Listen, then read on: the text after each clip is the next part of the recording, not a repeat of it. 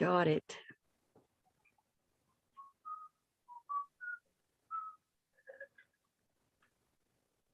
I think we're live.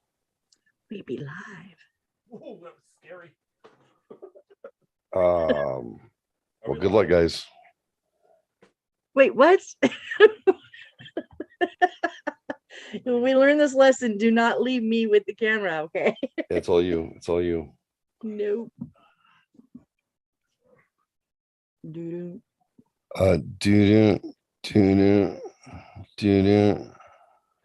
You always have it. Do you have a theme song or something, or Me? what are you gonna do here? You got theme? You guys gonna sing a theme song? What do you want to do?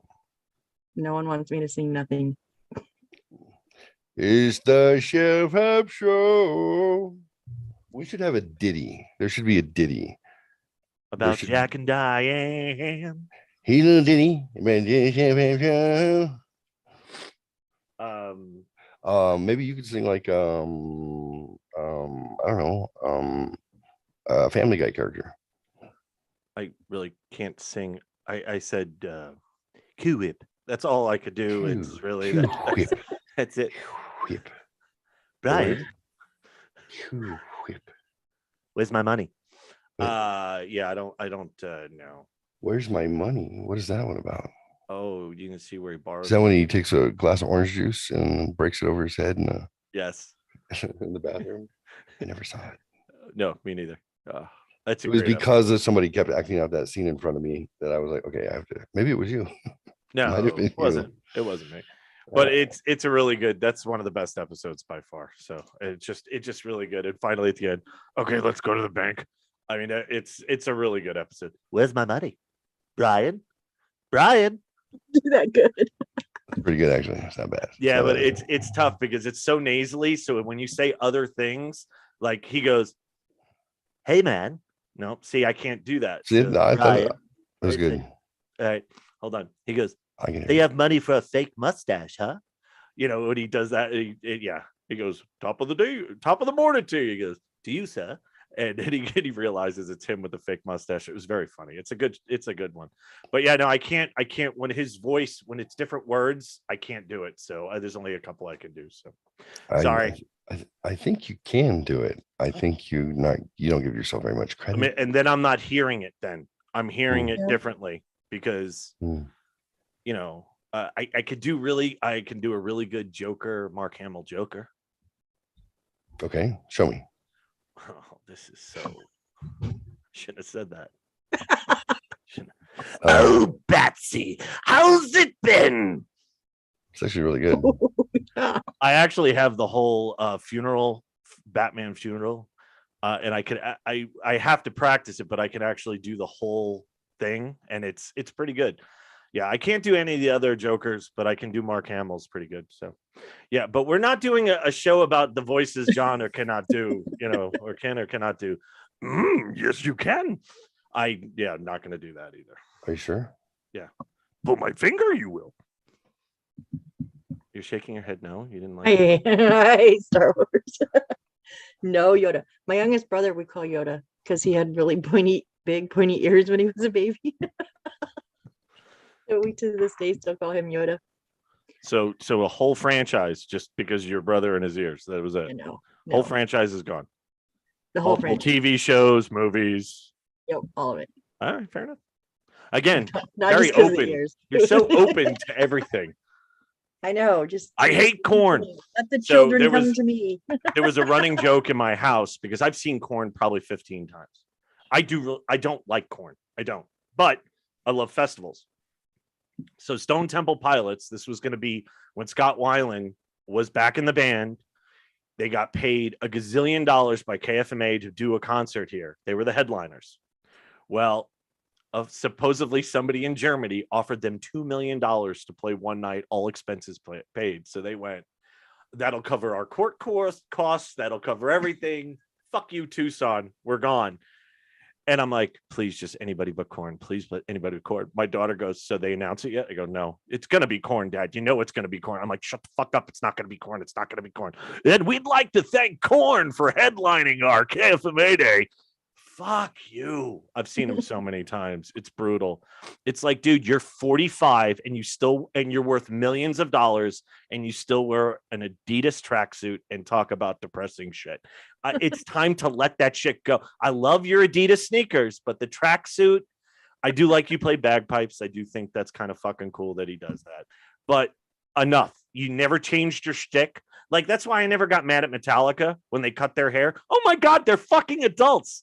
They're adults. They cut their hair. They're rich. They're not going to sing about fucking loony bins. You know, they're not going to do that. Guys, they're going to play more upbeat music. Why? Because they're rich and happy. That's what happens. So I don't mind. It's annoying after decades. You know, I get it. Yeah, I don't mind when bands change because their lives. The whole point of being an artist is to share whatever your life thoughts, experiences, whatever with the world. So why you're definitely going to change after you're rich, right? Don't worry about me. I'll be right back. I never worry about you. You can take care of yourself. You're a big boy. I could take care of you too, big boy. No, Look, see, I joked like that before you told me to stop, so I'm not doing it anymore. So whatever. Mm-hmm.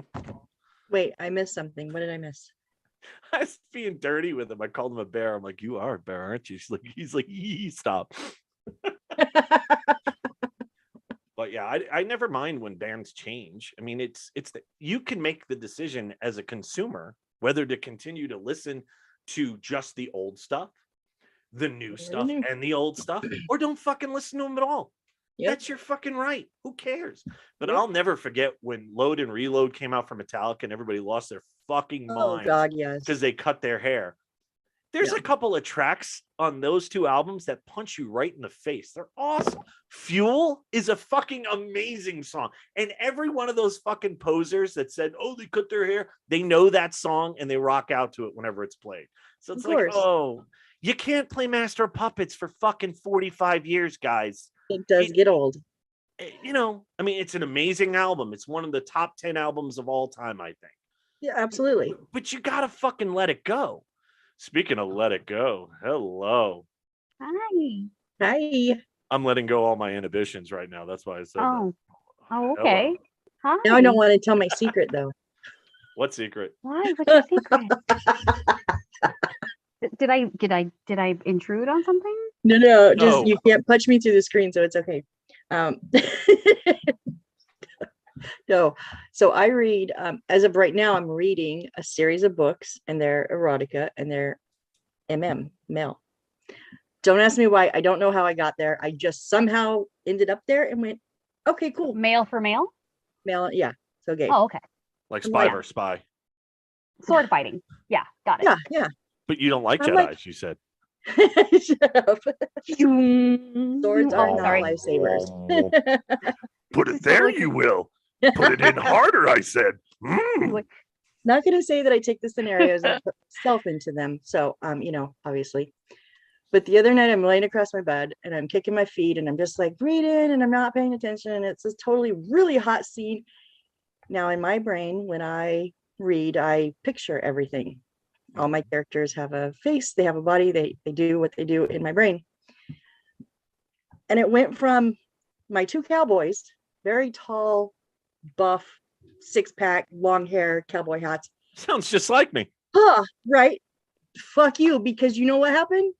What? You and Jeff ended up in my fucking head. You and Jeff. And I was like, whoa, wait.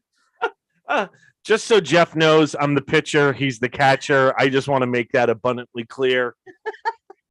Like it just like that fast. It wasn't a thought process. It was just like I let him talk in his little show and everything else like that. It's cute. He's in charge. Blah blah blah. In the bedroom, you're mine, bitch. I just want to make sure you know that. I was talking to Jeff. I just want to make sure everybody. He's gone. He's not even there. No, he hears everything. Trust me. He's one of those people. Yeah. Where did he go? He said, don't worry about him. I don't know. That's all he said to us. Don't worry about me. I am 13 days sober. Yay. Yay. You're doing like what? Like a dry month. Okay.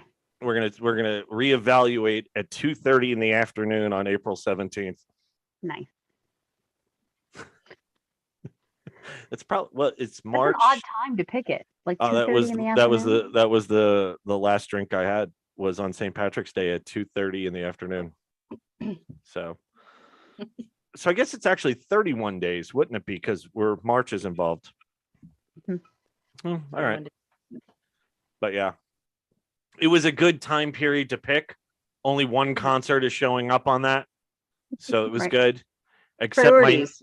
my niece invited me to dwarf wrestling, and now I don't know how I fucking feel about going to dwarf wrestling without drinking. And that's on the 15th. Well, that's how I feel about golf. Like when somebody asks me if I want to go golfing, I'm like, okay, and they're like, and they don't drink. You can't expect me to play that game sober. Like that's ridiculous. There's 18 fucking holes. Like it's the longest game ever. Like I need a beer. That's ridiculous. At least a shot, right? At Yeah. least a shot. I need to be able to drive Well- that golf cart drunk as fuck. I mean, what? No. You sounded a little country there. I just want to let you know a little. I'm drunk as fuck. Drunk as fuck. So anyway, so we're in your male on male erotic brain. Yeah, Probably tell us somehow. who she was picturing to be the catcher. I don't want to know because I honestly don't even. I have a 50-50 chance on that. And I don't want to take those odds. No one is pitching and catching yet. It was not all the way to that scene yet. Kind of this author writes, so the first one is just kissing. The second scenario where they hook up is a little rutting. Then there's some, head, and then there's finally. Yeah, I'm the going to fourth ask one. that question So so it I don't feel progresses to- stupid. What the fuck is rutting? What's rutting? When you sword fighting, just rubbing up against each other. So like Grinding. balls against balls. Like clothes on or clothes off? Mostly clothes on, I think. So grinding. Can we, Pretty can, I, much. Yeah. can we not say This- grinding? I- Okay. All I Well, can picture when you say Rutting. that, like Is like a pig rutting in the ground. hot That's what dog. I was thinking. Is that Right. rutting? I well, read she like said like rubbing up against each other. I could just picture two hot dogs in the package. I don't know. It's just like Could you do that a little slower, please? Okay, because there's love behind it. Okay, and why is one pointer finger bigger than the other? I was one's just moving them. bent a little. Yeah. I am double jointed. Oh, don't want to see that. I mean, in your fingers. I don't want to see that. Oh, my elbows are really bad. Jeff always tells me not to do it. Bleh, bleh, Oh no! bleh. Ooh. You know what's weird? Ooh. When I was a kid, I was double jointed in my thumbs, and Oh, I now am I'm still. not. Yeah. They used to click out like way the hell, like it would make a noise and it would pop Yeah, out, me too. Mhm. and Yeah. they don't do it anymore. I don't I'm understand. double jointed in my hips. I'm double jointed in my arms. I'm double jointed in my elbows and in my fingers. I'm barely jointed. So that's why I can still put my legs behind my barely head. have any jointed in my joints. dick. So he hears She's quite everything. the exhibitionist. Your muse. She is Mm. quite the exhibitionist. She likes the attention. No, she likes doesn't. the fact that she's a human Gumby. She's pretty Yeah. much expressed that. Yeah. me By the too. way, did you hear the whole erotic stuff we were involved in? No, I missed that. Hi, beautiful. How are you? I'm fine. Thanks for asking. But Good. we've been Good. talking No, for I a was while. talking. Obviously, I was talking to Missy. Oh hey. Touche, sir. Touche. Just kidding. Just kidding. Yeah, he was talking to me. We all know that. Hey, Missy, you're not chopped liver, John. Neither are you. You're like the Aw. handsome fucking crew of people right here. I'm just saying, all good looking. Those are new glasses, aren't they? They're I can Uh, see you saying that about Missy, but me, I may not be chopped liver. I'm more like a round ham. However, I was referring to the love of my life here. yes, hello, we sweetheart. know. I love you. Yeah, she's very bendy. She's showing all of her double jointedness. she is bendy. That is correct. What else have you learned? I learned that no. I learned that you're a catcher and he's a pitcher. That's what I learned. Wait, I'm a catcher. Yes, Mhm. yes. There's no doubt you would be the catcher. Like I said, There's this is no your, doubt he says. this is your little world where you control the voices and everybody. Your little podcast. It's Yeah. cute. In the bedroom, your mind, bitch. I'm just saying that right now. I Does finally that got make you out of me? my head. Now I'm not. There's- You're never gonna go away now. Does this make me bisexual because I'm being bottomed in his fantasy? Well, it's or actually does it make me a victim? The It's thing is, it Missy's really wasn't my fantasy. fantasy. It wasn't mine. Sorry. Oh, it was Missy's. I was reading my book and I had the picture of my guys in my book, and all of a sudden, like in a split second, they changed to you and John. And I was like, what the fuck happened? What was the name Wait, of the wait, wait. movie? Hold on. What was the name of the movie? Brokeback Wh- Mountain. No. Where Oh. the guys strip on stage. Full Full Monty. Monty. So you I went from love that Brokeback Mountain to Full Monty. I got you. That's what happened. That guy's she- no punk. Yeah, because she said that the guys in it were I like when you smell meat. The guys in it were buff and they had 6-pack abs wearing cowboy hats, and then all of a sudden our faces got in there. So yeah. Like this. Yeah, what the? Mm. I just stopped. My feet are in midair kicking, and I just stopped, dead stop. I went, what the fuck just happened? Let's think about. No, let's not think about. Let's just keep going and move along. Next. It sounds like a guy after a porno finishes. I'm gonna finish no matter what. I don't care. Okay, as No. we're talking about homoerotic stuff, you're over here smelling meat. Like, it's just, I mean, come on. She put that in the universe. I'm just saying. And he drove it home. The salami is new. Well, Then why are you smelling it? because it doesn't Used smell by right. August of 2020. Okay, I'm good. Smell meat when you're unsure of it. It's just I think this most recent cold, I think it affected my smell again. I think you had COVID. I really do. Yeah, I don't think the tests pull up the new one. There's this new that everybody's getting. It's like a cold, and yeah, everybody keeps kinda hardcore, testing though. negative. It sucked. Yeah. Like the amount of snot in my lungs was fucking crazy. That's why I bought you some more Mucinex, because like you're never going to take care of yourself. So I do like those commercials. The Thank you, Mucinex sweetheart. commercials with the mucus. I think that is kind of The adorable. blob. I took 4 Mucinex today.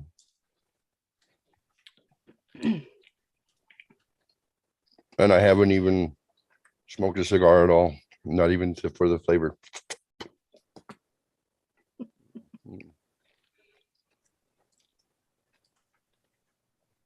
It's like the flavor. Kind of yeah, he's the bottom for sure. You're right. like wow. Fuck y'all. Fuck y'all. Thank you. God, I swear to God, Rebecca, every time I see you or interact with you, I love you more and more and more. He's a quick one. Hey, I think it needs to be said. Where's Billy?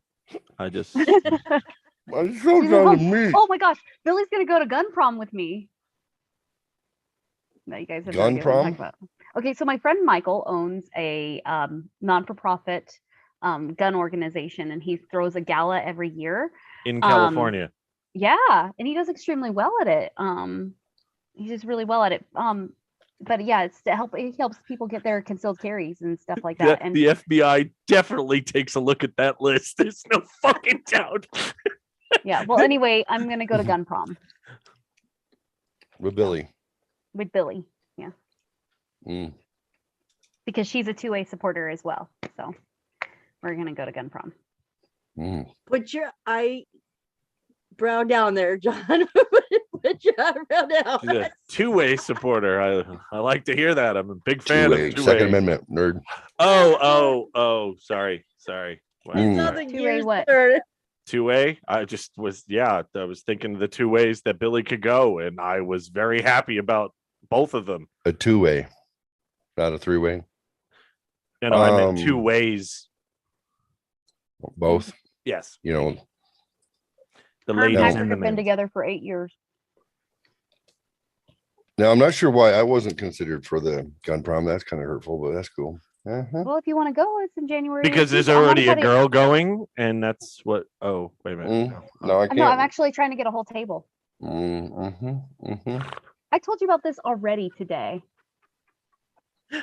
He ran away. He's like, I'm eating my meat in peace, you Yeah. bastards. I'm gonna Yeah, he sniff likes to my eat meat that if I meat. want to.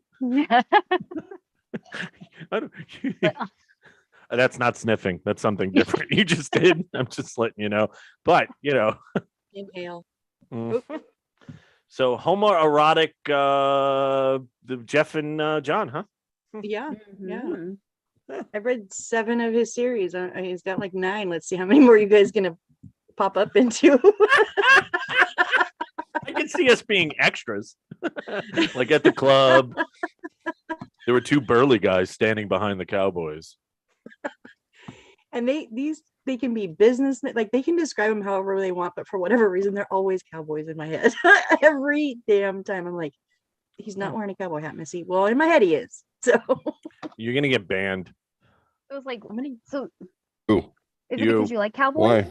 because I don't think you're allowed to do that. What? Nothing. What do you got? I'm not saying anything. So, Did you bring your gun on here? oh, Don't It's say just a no. toy. It's a toy. The BB. oh, it's got the orange. Got the red in. So it's the orange nipple. Although I was thinking about this, and my daughters were like, "Hey, can we go to the park over here and whatever, make out with boys, get pregnant, stuff like that?" And I was like, "Yeah, go ahead." And they had a friend of theirs with them, and I didn't think about it, but her friend walks out of my house with this, and it didn't like trigger me to pay attention. And then they come back a couple hours later, hour and a half later, whatever, and she like pulls it out of her waistband, like, "Here you go, Mr. Adams. It's clear." I was like, whoa. Wait, why did That's a good way to get fucking shot. yeah, by you're the gonna cops. get shot. Yep. Like, okay, I live on the border of ghetto and not ghetto. Like ghetto drives through sometimes. They get stuck at the dead end, it has to go back out. But like a block over, I witnessed a seize happen, and they came from my block into that person's Right. area, and they started at like 4 a.m. This is the U.S. Marshal Service. And I'm like, oh, here we go. So, took them all day to clear that meth house out. But yeah, I was like, kids, don't please, no. Oh, no. It's literally a toy. Toy can be in the house. It cannot be out of the house. If ever in your waistband, you will get shot. I have to answer why I let the 3 little gay girls go out and they got in a gang fight. They're a new gang in town. Yeah. Did you see? They're pretty tough. Well, that one, he was strapped. The other blonde ones, they look scared. Yeah. Yeah. Well, the girl was she was Mexican. Aye. She still is. But she looks like it. I was like, oh, be careful. Be careful. Watch out. Hi, Shelf Help Show. What are we gonna do, guys? I have something for you. We're gonna do a little bit of What are you? some missing persons stuff. Yes, we're gonna do that in here in just a second. I'm going to share the John's open video right now. Let's see if you guys can see it. Can you guys see it? Is it full screen? Half screen? What is it? Full screen. Full.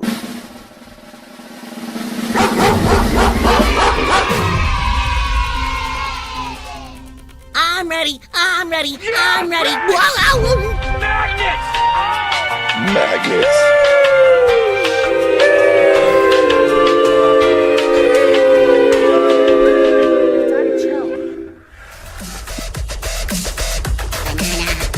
Banana. Guess who? Emotional damage.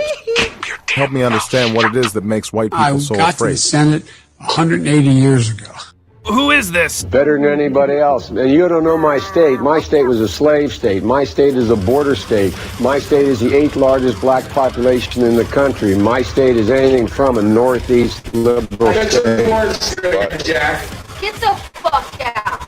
You are part of the Rebel Alliance and the traitor. Get out. You can't handle the truth. Fear leads to anger. Anger leads to hate. Hate leads to suffering.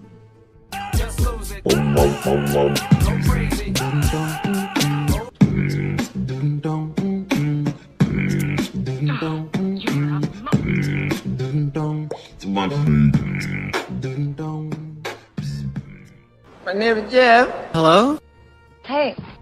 Daddy! Giggity, giggity! Oh my. I've been dying to say how enormous my nostrils are when I'm up like this. They're enormous. They're like, fuck, I could never do coke. Oh my God. No, you could just do a lot of it at once. They wouldn't want you to go first. It's like, John, you're doing 2 lines at once, bro. Gotta feed the beast, man. Gotta feed the beast. I know. You just should huff it. Oh, fuck. That was $140, man. Oh. So,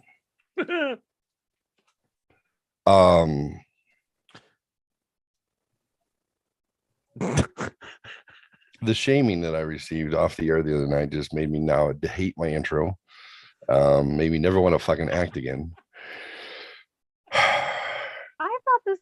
I didn't think it was bad. I don't have to worry. I don't have to worry about watching that. I don't have to worry about him watching this because he never knows where to find it anyway. Because I always have to send him a link, so we're fine. We can talk crap about it. I'm just kidding. I addressed it with him. And he's like, "Are we good?" And I'm like, "I'm good. I don't know about you. You're kind of a prick." But he's like, "Well, you know what I was trying to say." I said, "Yeah. You could have used 4 words instead. You used 2." Like really mean ones, you just could have doubled down and then could have, clarified up front. I thought it was 3 words. You fucking suck. You fucking suck. Yeah, it was definitely 3 words. I think it was pretty much. You suck ass. Well, piece of shit. Fuck yourself. Oh, wait. Anything else? Die, asshole. Hang yourself. Love you, cuz. Yeah, love you too, man. I mean this with the most respect. My God, you were terrible. That was fucking awful. We'll take offense, but like, okay, this is gonna be offensive. I just want you, because he's like, but you know me, I'm truthful. So you really sucked. Yeah, you can't act, bro. It was horrible. Like, okay. I said the best part was he was making fun of me, saying that I didn't watch it, but apparently he didn't watch past the first minute. Or 3 minutes or whatever. Not even 3 minutes, like first 30 seconds. The thing that he critiqued was the only thing that he saw, which I agreed was critiquable. Doing a little pratfall water thing, whatever. Like I didn't know what I was gonna do. I had no idea. I ad-libbed the whole fucking thing. But yeah, it was pretty funny. But I had said Rebecca and I laughed for a lot of it. I thought it was funny. I thought it was funny too. And I thought it would be a great shtick to do every week. Like Liam Nielsen was the next guy or whatever. And you're like, yeah, just whatever. And it would have been outstanding. And, go to Jeff, the producer, like, shit. And you're always messing up, never getting the right guy. I could always get the wrong guy. I could try and do his shtick a little bit, and then I can confess to have a crush on him. Yeah, go with it. And then rant about the proletariat and the bourgeois for in the middle, and then. Oh, you could totally get a tinfoil hat while you're in the middle of it. Yeah. John's got one for you. Yeah, there you go. Perfect. Yeah. And then hawk some vitamins like Alex Jones. Yes. And you'll be good to go. Yes. Here's my iodine. I don't have any vitamins. We're gonna have There's nuclear fallout. It's like if you were selling lotion, I could help you there, but I can't. Vitamins ain't got no vitamins. What do you like? This kind? Do you like this kind? I'm just But lotion and tissue? This kind burns. I don't know why. It has aloe in it, but it burns. Yeah, that one hurts. What? That's not lotion? What? No, imagine that. That one. Do you find that? Yeah, I'm sorry. Do you find that it evaporates quickly while you're wanking it? Well, yeah. Well, I got to keep pouring more on. Like I don't understand. It's like it's got aloe. Yeah, seems like It's weird. I don't get any venereal diseases though. I'm all clean. I don't know. Makes what sense. that Makes is, sense. but- Yeah. Yeah. You're horrible. You might Yeah. get an infection though. Jesus. He's like, I've been knocking Friction some causes skanks. infection? What? No, like the rubbing alcohol may dry her. Her. vaginal What do you wall. her? I'm taking care of myself. Oh. Her right there. Oh. It'll evaporate before that ever happens. What the hell? You'll shoot your eye out. You'll shoot your eye. That's happened. That's why I look so. I mean- That shit burns. Oh. It like so it really burns. Oh, a little spackle in the eye. Yeah. Well, it's Mm. chlorine based, isn't it? I don't I think don't know. It smells like bleach. That's why I was like, it's chlorine based, right? I mean, that's what it tastes like. what the fuck? that couldn't have been any more perfect. I want to thank you all for that. That was so good. Oh, So many pop. I mean, that's what I heard. Holy shit. What? His computer's running slow because he's got Oh. this pop-up. I'm getting like pop-up blocked with pop-up like So I know, your I know we're cock, my not. cock I know we're blocked. not doing news right now, but Not did you quite guys yet. Hear about Bruce Willis? I know. Yeah. It's fucking What happened? horrible. He is done with acting. He's got aphasia, where basically he can't communicate and write shit and stuff. He's done. He's done acting. 67 years old. When did this happen? I just announced either today or yesterday. Yeah, Oh. this morning. This morning. Yeah. Yeah. So Hollywood, he's triple vaxxed. Probably. I don't know. Yeah. That's a bummer. Yeah, I like Bruce Willis, even though Me too. he has just done every fucking movie under the sun in the last 2 years. Like if Yeah. you look on Netflix, you're like, when did he fucking do that? Holy shit! I never heard of this one, never heard of that one, but he's in a bazillion movies. Yeah, he was trying to get Were you his on the phone with me when I retirement. was telling Daring about it. Huh? I was wondering. I was thinking that Jeff was on the phone with me when I was telling my son about it because my son really likes Bruce Willis. Yeah. I did not hear it. No, I'm sorry. Oh, that's a fucking big bummer. One of the best Between Two Ferns ever. If you've ever seen that, one of the best. He took it to another level. It was so good. By the end of it, like Zach Galifianakis felt bad for him. That was so good. The way that that Willis did that shtick. Oh, it was so good. No, nobody else saw it. All right. I didn't see that one. I like Between Two Ferns though. It's good. All right. Depends who the guest is. Yeah, that's true. I can't believe he can't even communicate anymore. Yeah, it's supposedly horrible, and that's why they were like, "Okay, Dad, you're done." So, and I don't think there's a cure. It's considered brain damage of some sort.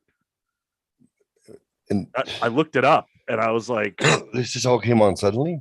I don't know. I don't know whether it has or hasn't, but yeah, I was like, "Fuck." And it's not April 1st. If it was April 1st, I'd be like, "You fuckers," but it's Right. not. So, Man, yeah, that sucks. well, shit. I'm gonna have to look up a little more information on that. That means no Red 3, which sucks because I love Red 1 and 2. So I was Mhm. so good, those movies. Everybody right now is looking up aphasia. Heartbreaking. Well, I I had to look gonna- it up this morning. I was gonna. I didn't know what it was. Well, aphasia is when we get to news, traffic, and weather. Aphasia is in the it's in the literature from the CDC is one of the most common side effects of people who took the vaccine who are of a certain age group. Really? Yeah, very common. Well, Like don't ruin the prevalent. role. Stroke- Keep going. Stroke is pretty strong though. We can change the missing. We could do 411 second hour or something, dude. Don't go with the role if you know it. Don't keep going. I'm curious. Oh, because Kind of bi curious. I'm just saying. I know you are. I know you are. My Poor book Tom. prove it. No, it didn't. No, it didn't. Your No, it didn't. mind proved it. My brain. It Sorry. didn't prove a dang thing. It's awkward. Highly suggestive. Oh no. Jeffrey, shut Never up looked and at- smell your meat. That's just Every not time I right. look at you two now, just saying. In right here, right now, I'm on top. So I don't know if that's how I'm set up on your computer, but I'm on top. And this is You're on acceptable. top. Yeah. This is acceptable. You bottomed out. Jeff's like, fucked up. Let me change this shit right now. Oh. God dang it. Full difficulty. Everyone, here we go. Okay, show in folder. So for the Huh? dwarf wrestling that I was talking about earlier, I definitely have to go to that high, right? I mean, I have to go to that high. If I'm not You're going to gonna drink, get drunk. Yeah, right. right, I have to go to dwarf wrestling high. I just Yeah. can't imagine, and the giggles that I'll have, I will be uncontrollable. We need video, please. my God. Please. Oh, Of your you, screen not of was the- there and it went away. I don't know what happened. What you were doing? It's not Of there you. anymore. The screen. I don't know if you're trying to show me. Smoke a Why are you guys cigar. together? Unsupported format. Can't play an MP4 since when? Dude, everything's going sideways.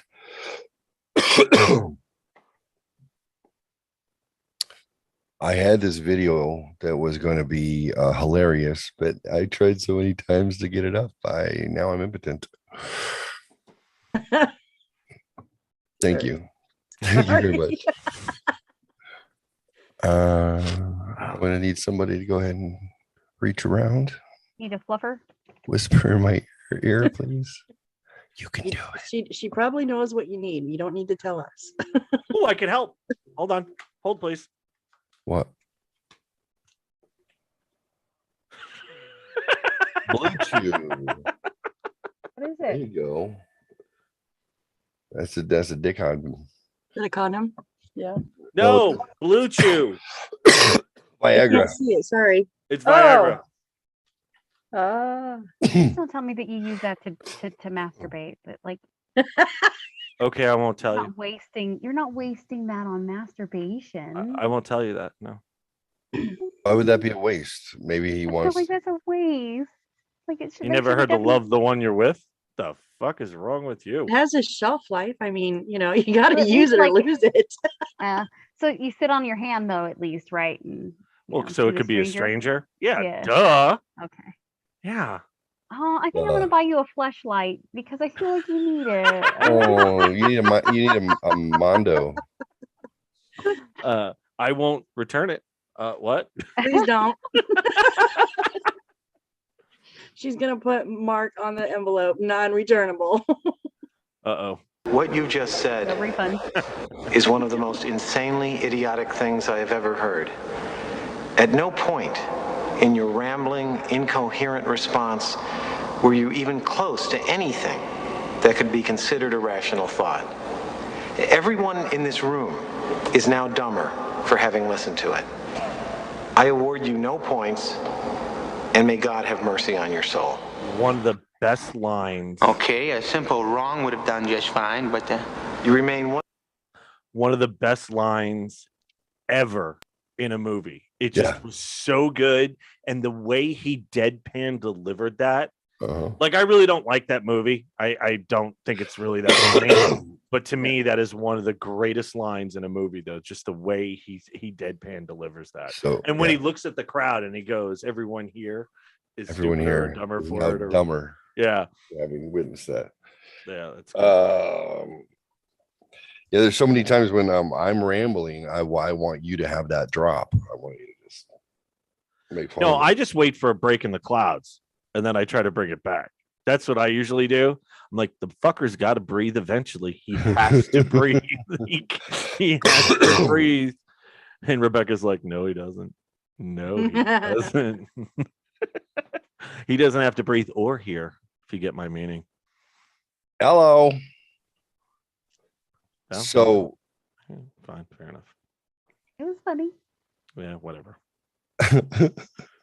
But You're a horrible actor. bump. That's me. No. She is too. Horrible actor.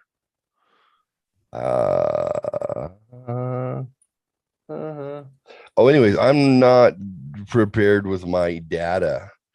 Oh, does that significantly change how bright I am? Yeah. I mean, I think you're a smart guy to begin with. I don't No, like, but Oh.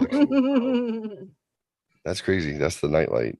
You know, the nightlight thing on your screen. That's a glare. You mean I bought this damn thing? I didn't need to. Could have just turned the nightlight on. So that's off my forehead that's hitting you right now. Is that what's going? Because I see the shine like right there. Hold on. Let me just. All right. Up. Damn it. Moved. All right. That's crazy. Yeah, I forgot how much glare these damn screens put off. So I do have news, traffic, and weather stuff to talk about. However, I don't have the data. I need to get the files to be accessible, so it'll have a little more impact. So let's go ahead and wait. Now I feel like I'm in the dark. You look like you're in the dark. I'm in the shadows now. Kind of like that creature behind your door. Fuck you. That just made me uncomfortable. I left my light on tonight, fuckers, because I was like, the shadows of the night. So baby, take my hand, it'll be all right. I was never a big fan. Pat Benatar. Yeah. I love her husband rocks. Her husband I rocks. sing that song in karaoke sometimes. Shadow of the Night. Shadows of the Night. Mm-hmm. Her husband is Neil Gerardo. I think I'm saying his last name wrong. It's her guitarist. Oh. They write everything together, and he is an amazing guitar player. So has she released anything since 1992? Oh God, yeah. And they tour every year. Oh. Yeah. No, I had no idea. Yeah. Hey, let's do some missing persons. What do you guys got? I think she wants to. Miss Missy wants to go to Roanoke. Is that? It's not. It's Virginia, right? It's not West Virginia. West Virginia. Oh, it is West Virginia. Yep. Oh, Roanoke, West. Were you going to give some background on Roanoke? Yeah. So I have a short article I'll read real quick. It'll give the basics, and then I have a few other things to go with it. Do you want me to share it, or do you want me to just read it? Read it. You could read it. It's fine. And if I can figure out how to put in some creepy sound effects, like ooh, ah. All right. So this is for Missing 411. The disappearance of the Roanoke colony, a true unsolved mystery. The early American settlers battled disease, starvation, and environmental hazards on their long journey across the Atlantic to the New World. But they didn't know that their hardships would continue. What riches and abundance awaited them on the other side of the vast ocean? What monsters and cannibals lay in waiting? Would they thrive or barely survive? This is the frightening, true, unsolved mystery of the disappearance of the Roanoke colony in Dare County, North Carolina. A new and mysterious world. When the settlers first began coming to the New World, they had no idea what to expect. Sailors and merchants told stories about mutant creatures, giant-sized animals, and even unicorns. These tall tales frightened the pious colonists. Can you imagine leaving your home behind to make a new one somewhere you've never been, never seen pictures of, somewhere that barely has a name, much less established town for you to integrate into? The establishment of Roanoke Colony. In 1585, the colony of Roanoke was established in what we know today as Dare County, North Carolina. Sir Walter Raleigh was commissioned by the Queen to set up a colony in the New World. Raleigh named a friend and confidant, John White, to lead a group of 115 colonists to the small island of Roanoke off the coast of North Carolina. Surrounded by new wildlife, waters, and natives, the colonists had no idea what they were about to experience. After settling and trying to adjust to a world unlike their own, the colonists said goodbye to their fearless leader, John White. White returned to the sea in 1587 on a voyage to England to ask for help for the colony. They had endured hardships, including one of their leaders being killed by a local native. Unfortunately, the Anglo-Spanish War ensued, and White made it back to England only to have his ship confiscated to be used in the war. So White was unable to return to Roanoke until 1590, after a few failed attempts. On what would have been his granddaughter's 3rd birthday, White landed on Roanoke Island to find it completely deserted. An entire colony had gone missing, including his granddaughter, Virginia Dare. White was shocked, mortified, and utterly confused as to what had happened to the 90 men, 17 women, and 11 children he had left behind. He couldn't find any sign of a battle, and the only hint he found as to what had happened was the word Croatoan scratched on a fence post and the letters CRO carved into a tree trunk. White believes the colonists had migrated to Hatteras Island, at the time known as Croatoan Island, and couldn't conduct a search at the time due to conflict among his men. Following the disturbing disappearance of the Roanoke colony, there were several attempts from various English settlers to find out what happened to the colonists. In 16... Jesus, fuck! Such an ass. Sorry. I love it. Whew. Rebecca, I did got you jump goosebumps. too, or no? No, I Yeah, turn it down though. It's too loud. Yeah, it's so loud. You'll never hear me. doesn't sound like anything. Yeah. By the way, so I'm interrupting you only because I'm on Wikipedia right now. Uh-huh. And so Roanoke Island is actually in North Carolina, Isn't that what I said? What did I say? Virginia, Oh, I'm sorry. North or Carolina. West Virginia. West Yeah, Virginia. because there's a Roanoke, a city of Roanoke in Virginia, That's it. and that's what I thought it was too, Oh. but it's not. It's Roanoke Island that this all happened on. So the missing colony is Roanoke. So, and that's what you're talking about now. So go ahead. Yes. I'm sorry, because I'm That's looking okay. at a map going, wait a minute. How did that happen? Yeah. I'm like, where did we, how did that happen? Thank you for clarifying. Can't hear you, Jeffrey. You're muted. Was the volume on the sound effect better? No, it was still too high. Too high, huh? Yeah, it's not background noise at all. It kind of. All right. Sorry. Continue. How about this one? That's good. A little bit better, yeah. Okay, go ahead. Oh, I can't whisper. Sorry. Oh, okay. In 1607, men from Jamestown settlement made contact with the. Now, I love that there's a shit ton of words I'm not going to say right. Powhatan tribe in hopes of acquiring. That's correct. You said it correctly. Thank you. Information on the disappearance of the Roanoke colony. Powhatan claimed he had killed the colonists after they'd begun living with the tribe of the Powhatans, yeah, whatever, hated the Chesapeakeans. Strangely, there's no solid evidence of this claim through archaeology or DNA. Because of the lack of evidence, many people believe Powhatan told this story to scare the settlers. So if the Roanoke colonists couldn't be found living with a local tribe and the Powhatans didn't kill them, where did they go? They couldn't have disappeared into thin air, could they? Did something more sinister or strange happen to them? Alien. Now, John, this is why I picked this particular. There was other articles that had a little more depth, but this is why I picked this one. Are spirits to blame for the disappearance of the Roanoke colony? There was no sign of a struggle at Roanoke Island, which leads to a belief that colonists left peacefully and at will, which goes against the next logical theory that they were killed off by a local tribe. This could seem likely if that a local war chief, Powhatan, boasts of his exact event. However, his claims were discredited in numerous ways, no sign of struggle, etc., as mentioned previously. No DNA or archaeological evidence to back up either of these logical theories. So we may assume something supernatural may have happened. Malevolent nature spirits? The natives believe that everything in nature had consciousness and a soul. And when things in nature have a soul, sometimes the forest gets scary. Beliefs in guardian nature spirits abound in the ancient world. As old Croatoan legend told of malevolent spirits living in the trees of Roanoke Island, which give rise to the theory the colonists were killed by the spirits or absorbed into the landscape itself. Could the carving of the tree and fence post be pointed to the old Croatoan legend as a result of the disappearance of the Roanoke colony?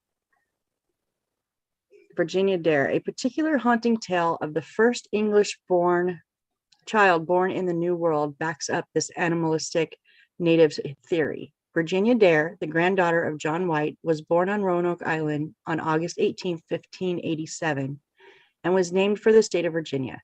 3 years later, on the exact day of Virginia's birthday, her grandfather would return to the island, and find her and all of the colonists missing. The alignment of dates is something to be pondered. Ever since, Virginia's name has been a part of American culture and history, in particular the story of the mysterious white doe.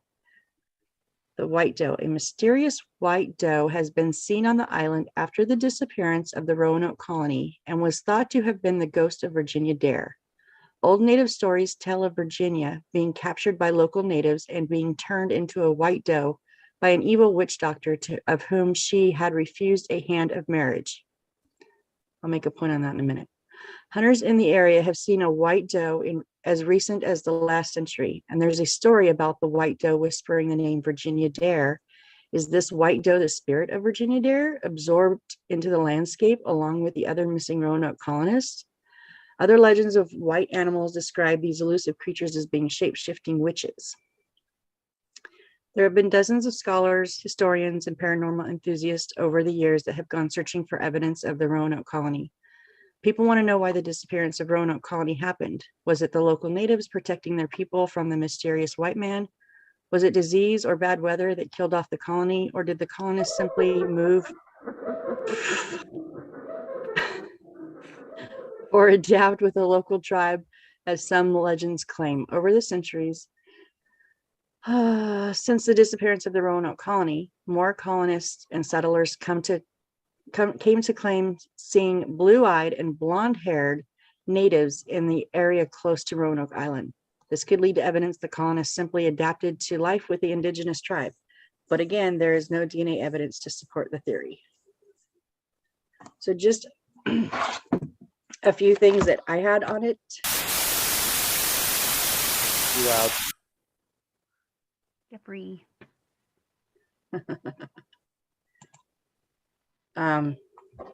So Roanoke was actually tried to be settled in 1584. They were only there for a short while. It was a small group. They turned back. They left. They went back to England. Got a ride, said they couldn't do it anymore. That was the first group? That was the first group. So then the Queen had them send out a second group. That was the 17 women, 11 children, and 90 men. John White was the lead of that group. He was also the mayor of the Roanoke colony. He's the one that went back later that year and got stuck in the Spanish Armada War.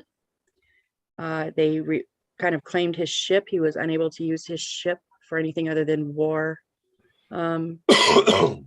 regiments for a while. So that's why he was not able to come back for 5 years until 1590.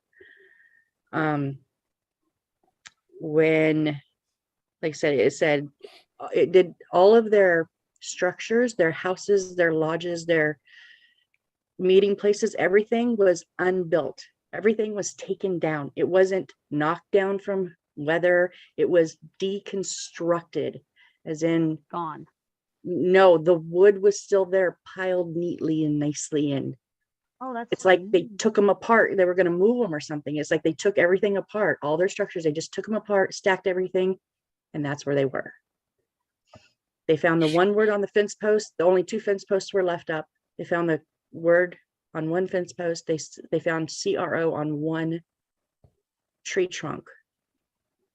I have seen a documentary a few years ago about this, and since then, the prevalent theory, as far as what I can find, is that they did assimilate into the Croatoan tribe, which was on Croatoan Island. It could have been from, because their crops were bad. They didn't have very long for supplies to last.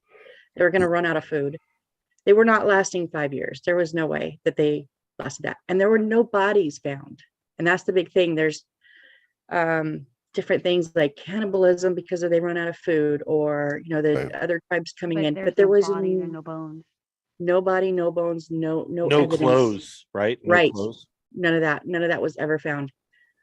On this documentary I watched, on the island of Croatoan, where the indigenous tribe lived, where it is thought that they came and took Roanoke survivors to them. They've actually have done digs, and they found things that can't be scientifically proven, but look very much evident to pictures of what people brought with them from Britain. They're ceramic bowls and cups that indigenous people wouldn't have had those.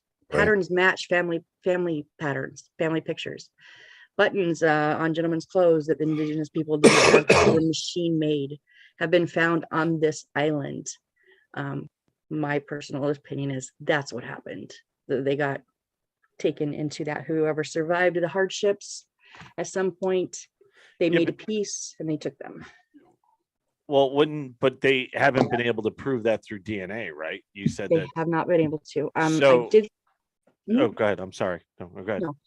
I saw one in 2020, I think, this, or 19, somewhere around there, more recent, that they were actually going to start. They were starting to ask people in the area to submit DNA samples. Huh. So that if they could, so when they're saying they can't prove it with DNA samples, they don't explain what DNA samples they have. Oh, So I'm not sure They need a what they're baseline. using. are there still Yeah. people that live there Yeah, on the in island? the area. Oh, In the on the area? specific island, I don't know, but in the areas where they're looking at. Yeah, and I think what Right. Rebecca said is right. You're gonna have to have a baseline, has to start somewhere. So you have manifests. So I'm And that's assuming. the thing with these DNA tests too. Sorry to interrupt. Sorry. No, please. With these DNA tests, like when you take them, they'll tell you like, oh, you're this percentage of this. It's not that. People think that's what it says, but it's actually how sure they are your DNA comes from that region. So when you take a swab, so like mine, it's like 70% Irish. That's not that I'm 70% Irish, that they're 70% sure I have DNA that comes from Ireland based off of families that have lived there. They get a baseline and they do generations and they match it to several generations of family who have been there for a long time, and then and that's how they match your DNA. So it's pretty much a sham. There's no real way to tell that someone is actually from an area or not. It's They your don't- they don't know. percent Cool to know. of the percent of certainty that you have a match to people who also. Have lived in that area, and that's where they get the baseline from. It's not really a sham. I mean, I don't know if you're expecting for $50 to somebody to break down your genome completely and sequence it Yeah, out. I wanted to know why I have a big old Jewish nose. I can answer that. Ashkenazi Jew. That's it. We're from the Yeah. same place. I did see one, John, and it was just like on a blog kind of thing. So I'm not putting any prevalence into it, but I thought it was funny because this guy, I didn't write it down, I guess, thought I did, but this guy thinks that there is a family of Bigfoot. How do you say that? Family of Bigfoot or a Bigfoot. family of feet? Bigfoot. Bigfoot. There that A tower. for some reason took offense, I guess, and demolished them, which to me made no sense because indigenous people are there. Why would they it's not like people would be new to this cluster of Bigfoot people things, it's like, I don't know. It was really kind of weird, but I had a chuckle because I thought of you and I thought you would like that. What pronoun do Bigfoot use? I think it's Sasquatch. Is it Sasquatchy? Sasquatch Pronoun, eye. you mean, or like plural? Plural. Bigfoot. I think it's just Bigfoot. It's like Just fish. Bigfoot. It's like there's a 1,000 fish. Not What, you 1,000 don't say fishes. fishies? No, I don't. No. I say fishies. Well, fishies is cute. So, it's really interesting to me the fact that you said that the buildings were taken down and stacked up. So to me, that sounds like it was an indigenous thing that happened, where giving it back to nature, giving it back to the way the land was beforehand. I I mean, would after think- they disappeared? Yeah, because and to me also the fact that they had cups and stuff like that and bowls and buttons and things like that, I don't think it proves that they went there and wiped them out, but maybe they got wiped out, then they went there, dismantled everything and took some of the useful items for them to use, for everyday life, and that would explain why they had them. But if they don't have proof of a struggle of, it sounds like to me that they probably got wiped out, as in some kind of disease, probably COVID. I think it was COVID that took them out. Yeah. It was COVID minus 12. And that's what took them. Oh my God, I sound like Jeff right now going through the whole thing. That was really good. God, you're such an influence. Maybe I'm the bottom and you're the top. Just Don't decide worry. so I know what's happening in my head, would you? You'll ask me. You'll ask me, John. Well, right now We'll you're see. not even there yet, right? You're only with the rutting, Yeah, I'm only in the new word that John and I learned today. Yep. Actually, rutting is when a hoofed animal kicks up ground. Isn't that what it is? No. Riding like a baboon. It's displaying. Basically, like John is grinding. I'm reading the same author over and over again, so he uses the same verbiage. So it's become my verbiage now. Rutting. Oh, Sword fighting. how about Oh, you know what? So we were right on the hoofed animals things. It's when they're in their annual period of sexual activity. So like when moose are on the rut, they're they're the most dangerous animal on the planet, more than hippos. When male mooses, because I guess their testosterone level is just off the fucking charts. Yeah, so they go. Yeah, don't fuck with a moose, man. Yeah, ever. Even if they're not in rut, like never. Your porn author, real quick. Does he use words like tumescent, turgid, member? Yeah. Member, that's a good one. Oh, look at her. She looks like she's into that. Astride. That fucking way. That drag of the cigarette. Hold on, Jeff. Say it. Yeah. Say member in that voice again, and just do it a little deeper, baby. No fair. Do not. Do not. As he pulled his tumescent member from his bulging fucking slacks. my kryptonite, asshole. John, you're an asshole too for starting it. I don't know what you're talking about. She gasped at the size of it. Just because he did what I told him to do. I'm just saying. So what do you guys think happened at Roanoke? So I actually wrote a whole story about it in 5th grade for a young authors competition. But that was like just make believe. Like and what was your make believe? Yeah. It was 5th grade, so don't judge. But yeah, because this is one thing this podcast doesn't do is judge people at all. But my premise thesis was that it was spiritual. It was spiritual. But it was like, and then the antagonist in the story was a guy. His name was Louis E. Fur. Oh, and he's really the devil. Louis E. Fur. Oh, yeah. I was in 5th grade. So Satan. Yeah. So, but he was really maybe Satan. Satan. Yeah. So the devil took them. God damn it! I fucking hate that one.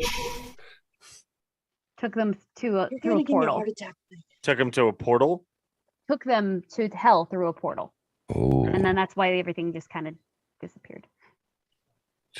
Yum. So really that theory isn't any crazier than anybody else's. So well, that was my 5th grade mind because we learned about it. Sounds like rutting. Satan. Right.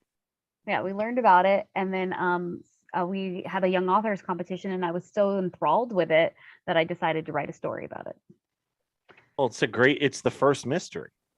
Right. Right? It's really Well, it's the first mystery in the United States. I think the pyramids will probably be the first mystery in Stonehenge and those things, but it's the first United States mystery. It really is, if you think about it. So that's cool. I don't have a problem with your theory. Oh, me neither. As likely as anything else. Yep. No, Hmm. but that is I remember that as a kid. And nobody ever had any answers. And it was very frustrating for me because I was like, well, that sounds so fucking cool. Not that I didn't care as a kid. Yes, I didn't care if I offended anybody. I'm like, oh my God, everybody disappeared. That's fucking crazy. How did that happen? So I don't know. I have stayed in, Are you not trying to make in, me sleepy? not invested, but intrigued with it over the years. And every once in a while, it'll kind of flare up. And I'll be like, I wonder if there's like any new things, and I'll do a little bit of research.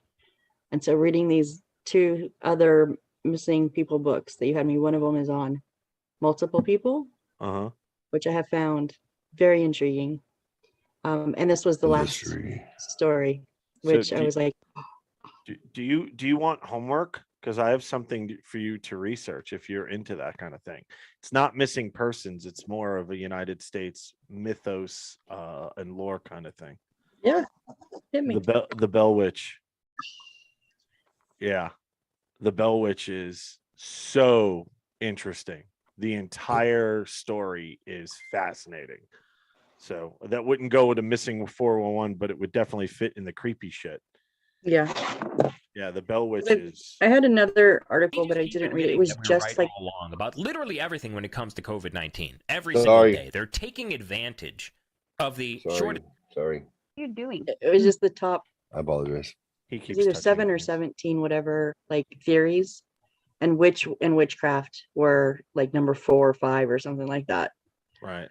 Like, Yeah, the Bell Witch is absolutely fascinating, that whole story, especially if Rebecca and Jeff are not familiar with it. So that would be a really cool thing to bring. and it's The been a Bell- while. You may need a little, a couple weeks to do that because there's a lot of stuff on it. So just throwing that out there. Absolutely. The Bell Witch. I'm not going to sit 7 hours in front of my computer and read though.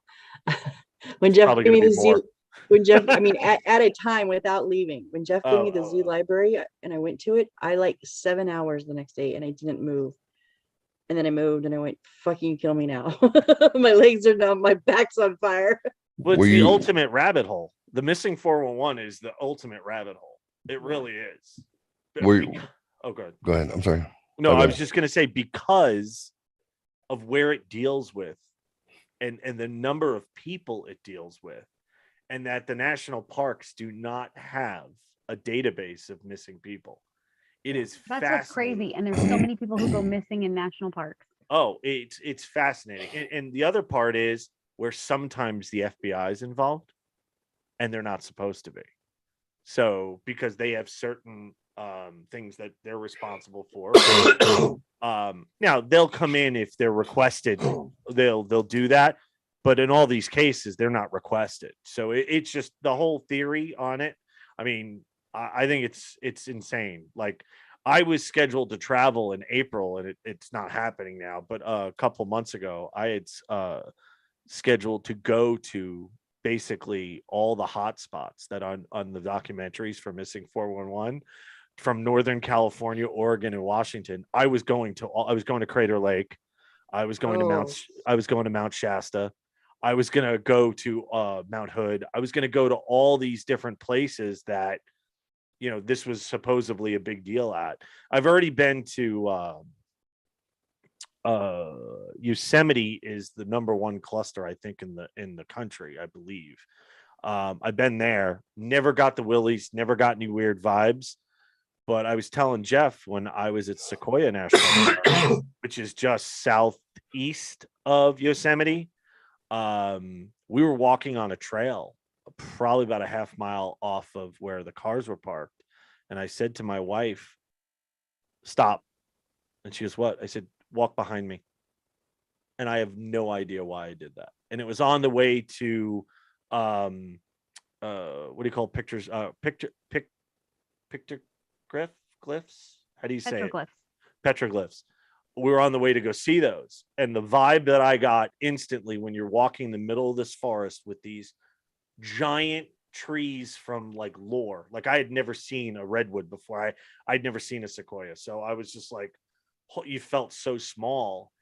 And right away, as we're going through ferns and things like that, I was like, stop, walk behind me. She's like, why? I said, I don't know. She's like, all right.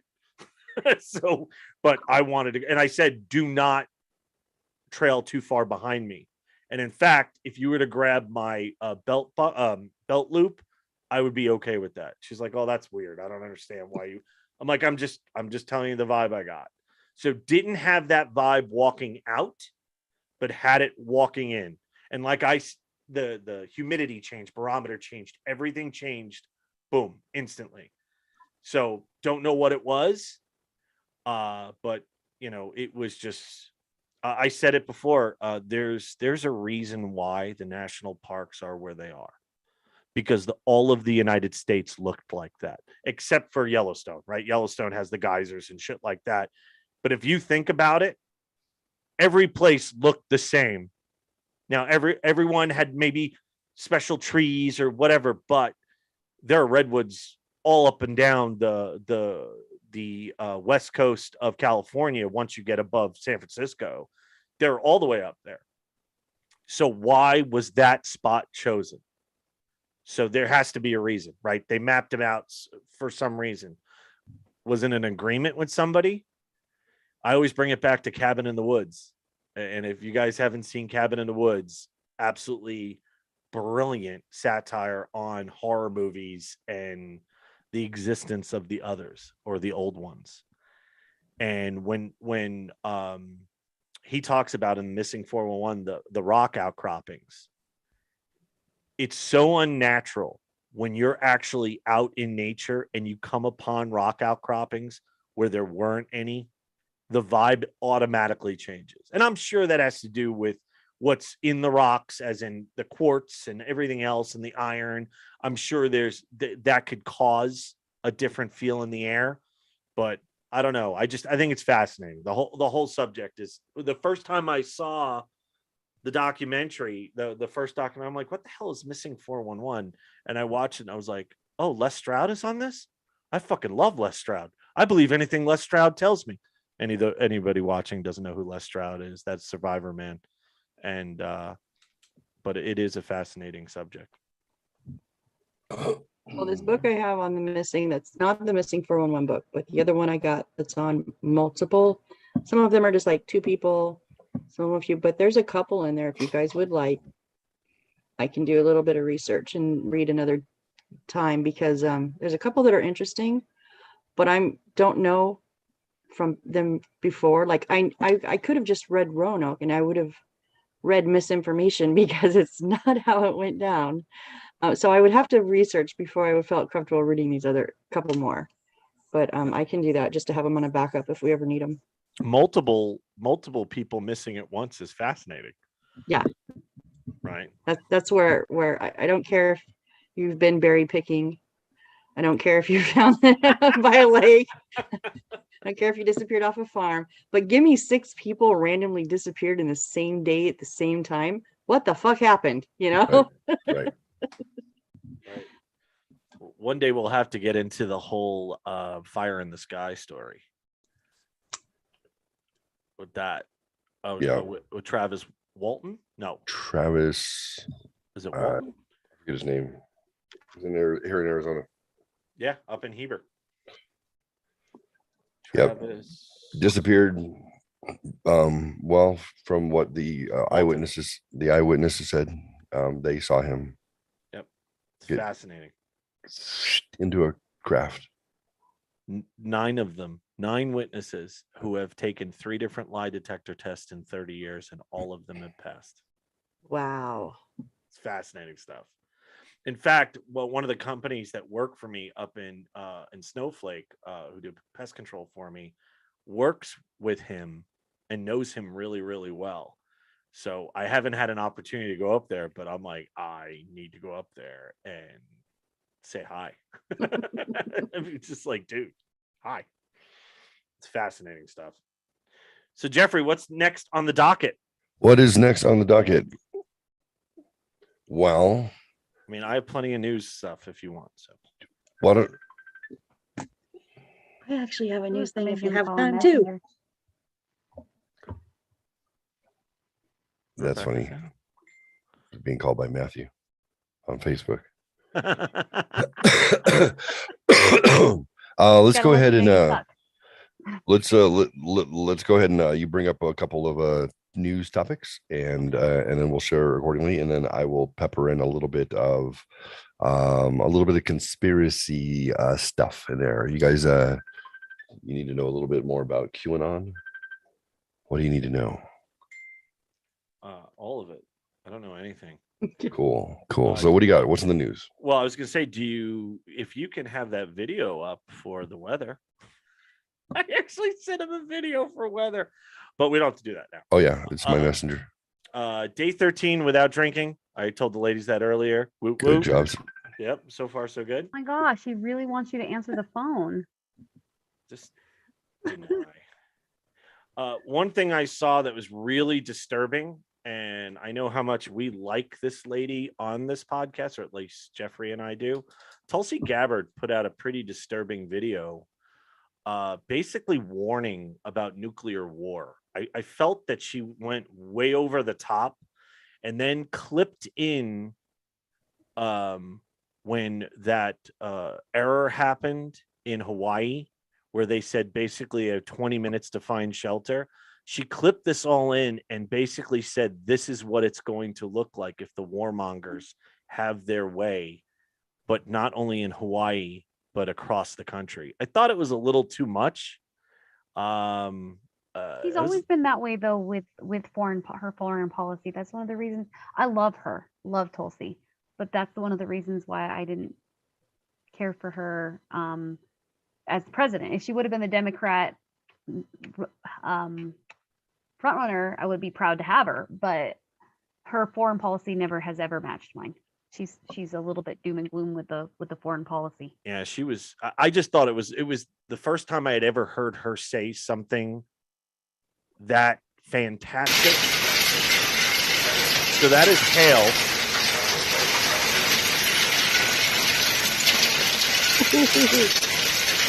Don't miss that. Is that in Texas? No, that was in my mom's backyard. So that's hail, dime size hail. And when it was over, there was 2 inches on the ground. It was absolutely insane. But I just, for the weather, I was like, oh, this is a good video. What sucks is the video came out good, except for the darkness of those clouds was 3 times darker. Like, it was creepy. And I actually was in the middle of a Zoom call, and I'm like, the fuck is that noise? And I looked outside, I'm like, holy shit. I put my Zoom call on mute, picked up my laptop and brought it out there so everybody could see. And my boss is like, dude, those clouds look like tornado clouds. And I'm like, yeah, it's great. There's no basement here. So I'm screwed. If or nuclear attack, I'd be screwed too. Yeah. Oh, one of the things that Tulsi had shown in the video is when parents were lowering their kids into manhole covers. In Hawaii? Or into manholes? Hawaii. Yeah. So it was just, I thought it was real heavy. Like, I thought it was too much. And I don't know. I don't know what anybody else's opinion is on that. I mean, without seeing the video, you probably, really can't make a educated comment, but. So I actually want to look at this. She's being interviewed. Where's her doom and on gloom? her Instagram or On Ukraine or YouTube? So. I thought it was.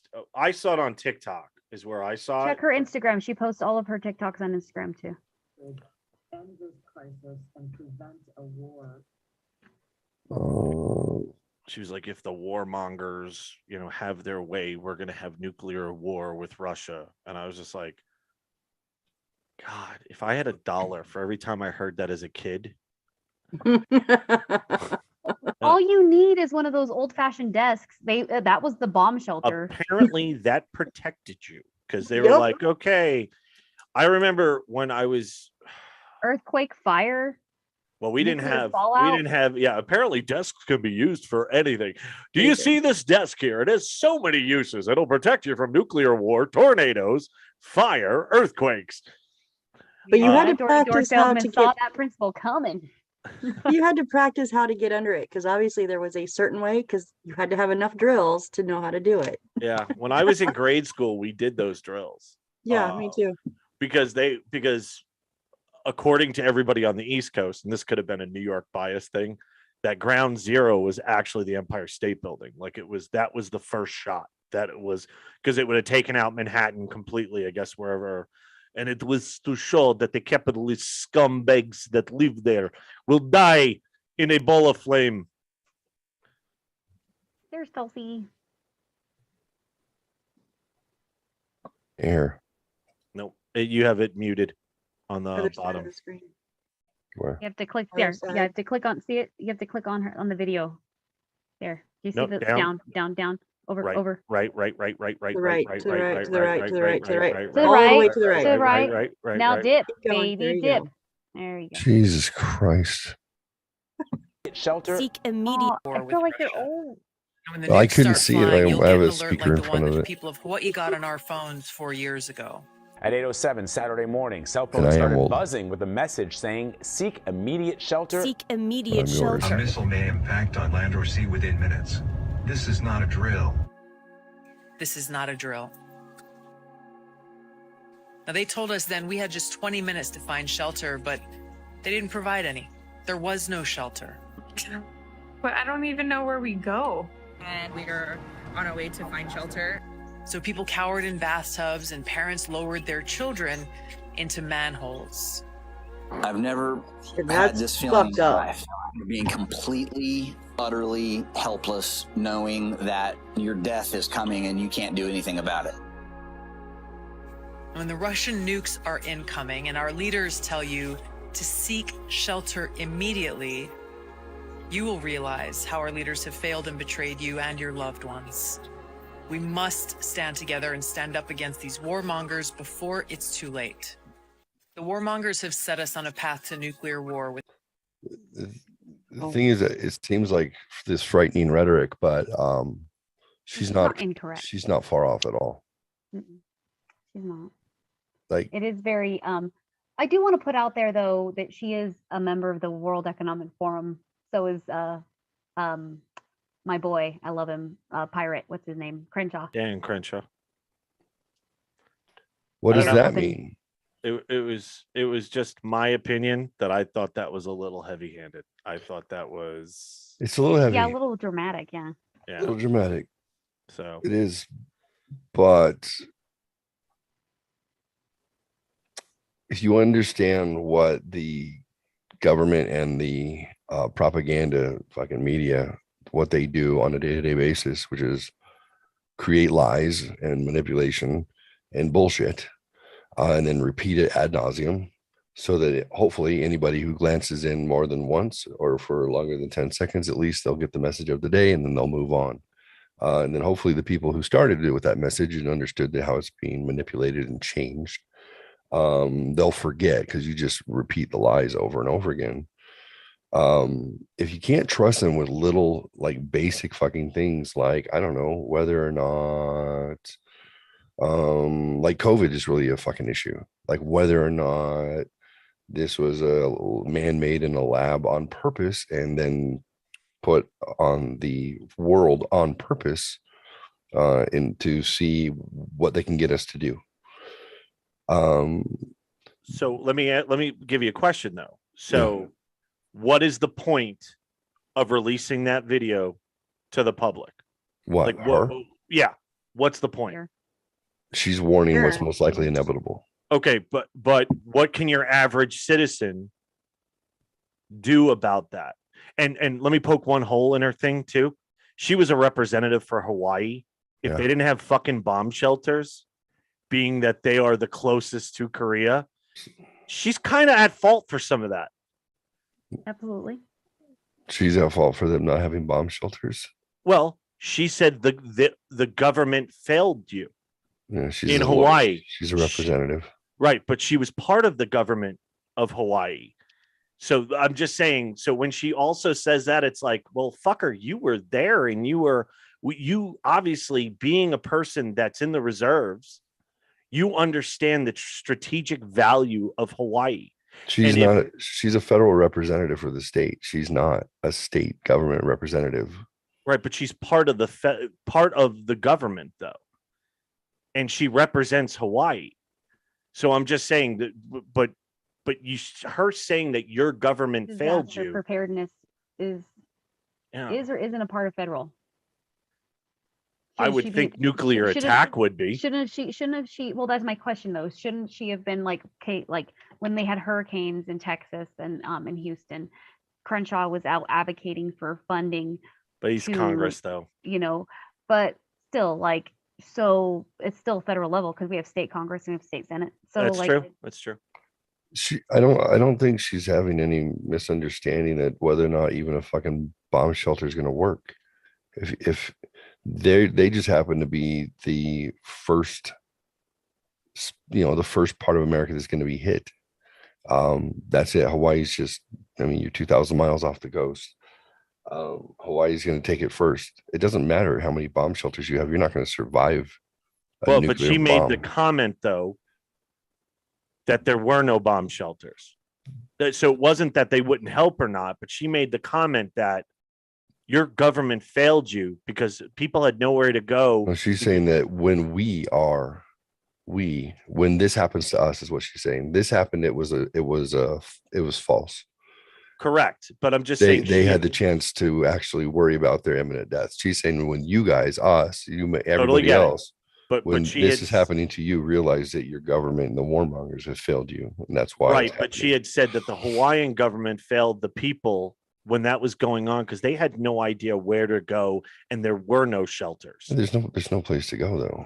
No, I get it, but the point that she was making is she kind of fucking what's the word I'm looking for? Distanced herself from the government in that first segment.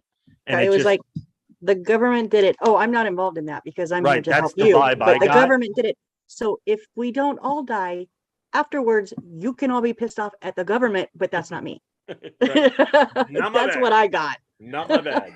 I don't know. I thought it was really heavy-handed, and I just think that the only reason to put something out like that was fear, and there was no, and this is what we should do. We should be against the warmongers. Well, why don't you give a synopsis? What is she supposed to say? Hey guys, the only way out of this is if you guys literally rise up with arms and you go fucking take your federal government down. No, but you could say make sure you're voting in the correct people. No, but that's what's her point though. She said if nuclear war happens between now, it's not about midterm elections. There's nothing. It's over. It's done. You're fucked. Like your way of life is fucked. And for the first time since 1960. There's an actual credible nuclear fucking threat because of the bullshit that they're pulling. So again, what is a citizen supposed to do? And that's, to me, if your answer is rise up and take over the government, that's fine. I didn't get the vibe that that's just what she was going for. To me, that was purely put out for shock value and for doom and gloom. There was no answer or there was no strategy behind it. Just let's not let the warmongers get away with it. And I like her. I like her very much. Yeah. She usually makes a lot of sense. To me, I thought that was Bush League. I thought that was shock value only. Make sure you listen to my podcast. Now, she didn't say that, but people are going to be like, who's Tulsi Gabbard? Oh, she has a podcast. But there was nothing. There's nothing. There's no meat in that at all. Is there? So if you were her PR guy, and she still wanted to get a similar message out, but you wanted people to have something substantial, right? To either give them some confidence when they tuck in at night, or give them a purpose to do whatever they got to do tomorrow. How would you redeliver that message? How would you alter it? I would definitely start off by saying contact your local. Now, whether any of these things are going to do a fucking bit of difference or not, I mean, what she gave is absolutely nothing, but it would be make sure you're contacting, your state senators, make sure you're contacting your Congress people to let them know that you are not for, support. It really, honestly, she doesn't want to support the Ukraine is basically what comes down to, because if we're not involved in the Ukraine thing at all, then the fear of nuclear war doesn't exist. It doesn't. Well, we're not a target. We're a target because we're we're being sympathetic to the Ukraine. We're giving them $14 billion. You know, It wouldn't matter. We're still a target. oh, absolutely. But we didn't have to be target number one. Not, you know what I mean? I mean, I don't know. I think if we do nothing in the Ukraine, it really sucks for the people of the Ukraine. I get it. I totally get it. And it's none of our business. And $14 billion going to a country where here we have the worst education system basically in all of civilized and first world countries, but you're going to send $14 billion plus another 500 million, by the way, he said today, to a country that basically is responsible for fraud in elections. Their own country isn't. We're supposed to support Ukraine. This is where I'm on the fence. I support the people. I don't support the government of Ukraine. I think what Russia's doing to the people of Ukraine is terrible. But the government is vastly corrupt. Unpopular opinion. Zelensky is censoring media outlets. He's actually closed several down. And his opposition. He's arrested his fucking opposition party. He was before Russia came in. He was throwing them in jail, and then used the Russia in what Russia being there. He used his wartime law or whatever they call it over there. I can't remember. Right. Is that COVID lockdown? But like when they're under war, they give their president more power, and he used those presidential powers to completely lock them out of the legislative body altogether. So no one from any other party but his party is allowed to make laws right now while they're at war. And he says that he may have that go on indefinitely, which means there will be no other party. That is a dictatorship. That's happening in your state as we speak. Oh, I know. Because he still has emergency power. Still to this day. Sorry. No, that's okay. But how do we support Ukraine's people with not being there and without supporting their government? I mean, you can't walk through the streets and hand people cash and go, here, have a good life, like whatever. But you can't. Like, my thing is that like we support them with equipment. Like there's talk about getting them that they know how to fly certain types of planes, and the Polish people were actually trying to get them the equipment, getting the equipment over there, handing the money, a blank check over to the government. Bad, all bad. Oh yeah, getting them the supplies. You know what I could get behind? You know what I could get behind is if the United States said to Russia, listen, I understand that you're going to take this land back. I get it. We need a certain amount of time that you're going to allow whatever people want to leave, and help those people that are now refugees in other countries. That's where the check should go, and say, hey, listen, we know this is inevitable. We're not going to stop you. But what we need and what the world needs is you to give some time so we can allow people who do not want to be ruled under the Russian czar, basically, time to leave. And then I would be like, okay, absolutely, give as much money as you want to those refugees. I'm with you. But this is none of our fucking business. It really isn't. And all it's doing is creating tension when there was already enough tension because of Russia's economy and because of the fucking retarded people we have ruling our country, because we want to be green. We're green because we don't produce stuff here, but we rely on the stuff in another country who has no EPA and is going to ship this oil and gas across the fucking ocean in leaky goddamn boats. But don't worry, guys. We have plenty of Teslas. Don't find out where the lithium comes from. Please don't do that. But we have plenty of Teslas that don't use oil. I mean, that's the problem. We created this monster. We absolutely created this monster. But go big picture. Go big picture.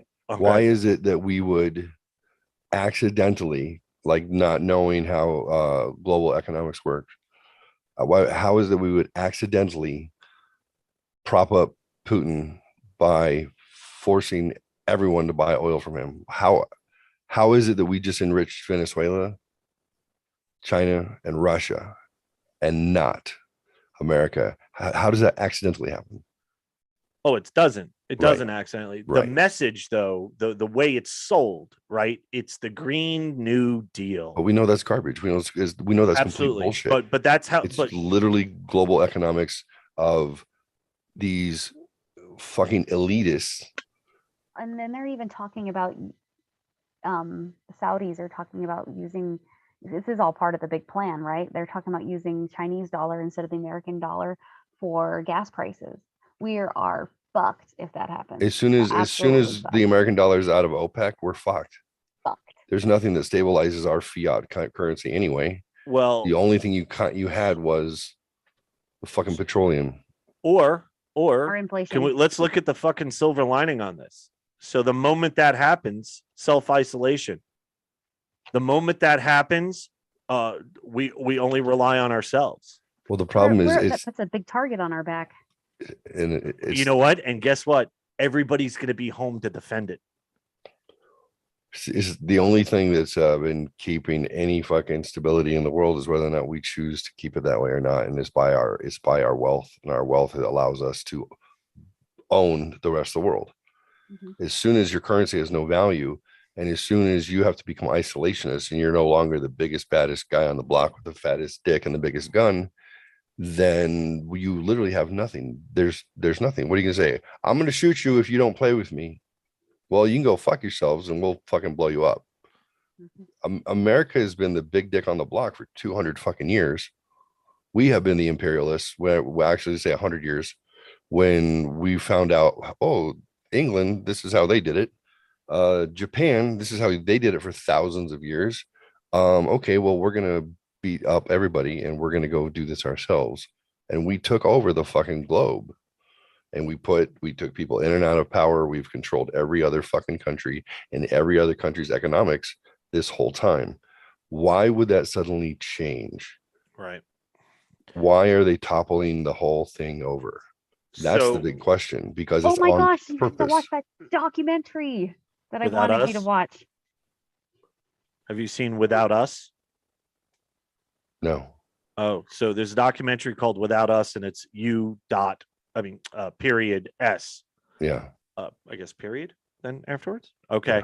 Yeah. It is fascinating about what would happen in the world if we went self-isolation, just totally isolated, and did not have as many troops as we had in South Korea and in Japan and in Europe. And it was absolutely fascinating.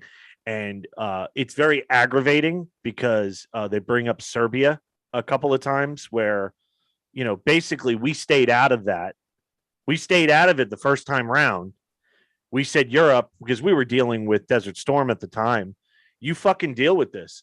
And then fucking 4 million Serbs got killed, or 6 million Serbs got killed. So finally we just went, okay, enough is enough.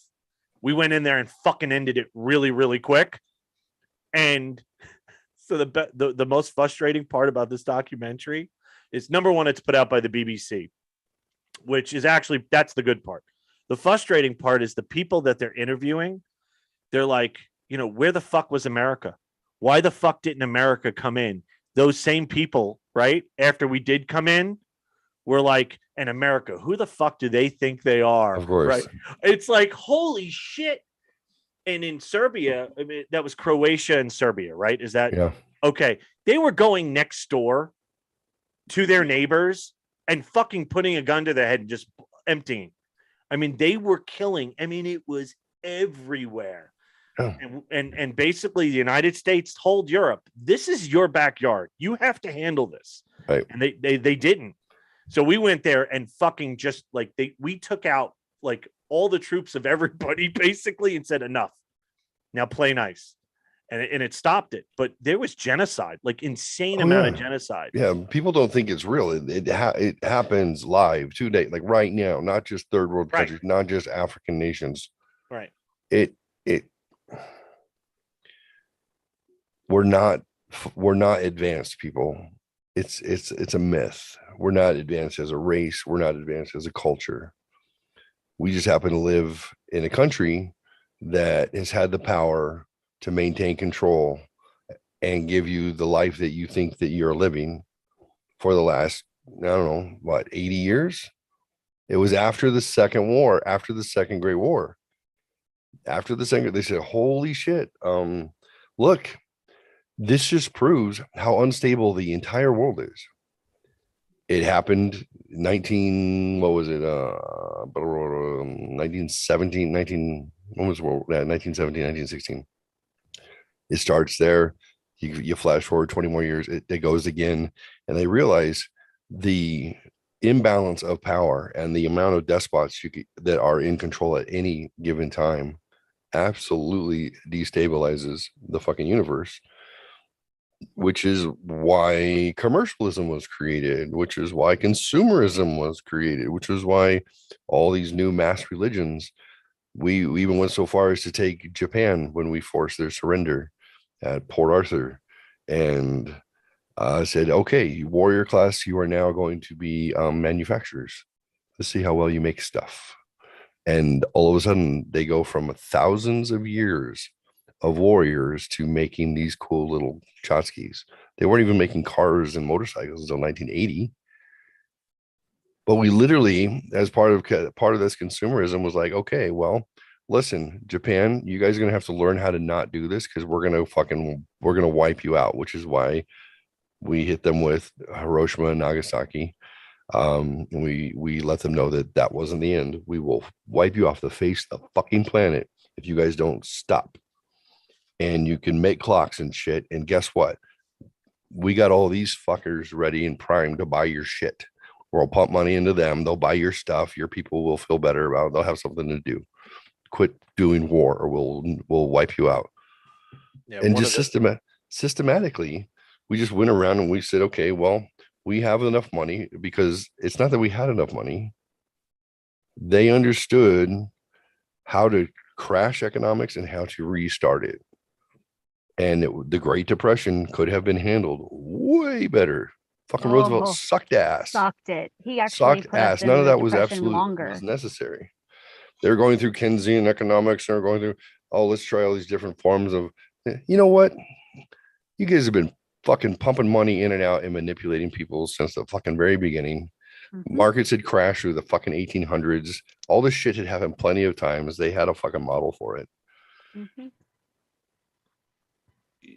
The ignorance that we live under is that any of this shit is new, and any of this shit is not already just been pre-planned and predestined. And everything, I fucking hate this. I really do hate. I don't like being right about things. I'd rather be ignorant about things, or I'd rather, be like, oh, I'm a conspiracy theorist. That's a great idea. Conspiracies are fun. Conspiracies aren't fun. Here's the part about conspiracies that really suck. The writings on the wall. If you can think of almost any conspiracy theory that we've known in our lifetimes, was 9/11. Did that happen because Arab terrorists happened to hijack planes and then perfectly coordinated attack hit the towers? What do you think? Well, just the at the same time that NORAD was having its drills for exactly that. Right. So for the same time that NORAD was having its drills, so our fighter pilots thought it was part of the drill. So they responded way late. Yeah, no, I mean, you're 100% correct. Also, the best 9/11 in plain sight. If anybody is in plain sight, is by far the best documentary. Sometimes you can't find it because it's so, and they do an Oklahoma City bombing thing part in that too, which is fucking unreal. Yep. If you actually go and watch the actual live footage about things that happened, how it was captured at the time, you realize they just fed you, they fake the narrative from that point forward to just teach you what you actually think you saw. Right. Or how it went down, or what you heard, or what was documented. Right. Because you can't find the footage of the Pentagon pre-collapse. Correct. Now. You can't find it because when it was, you can on this documentary because it was recorded off of VHS basically of somebody on TV. And you're like, there's a perfectly round circle with no wings, no engines, no. That was a missile.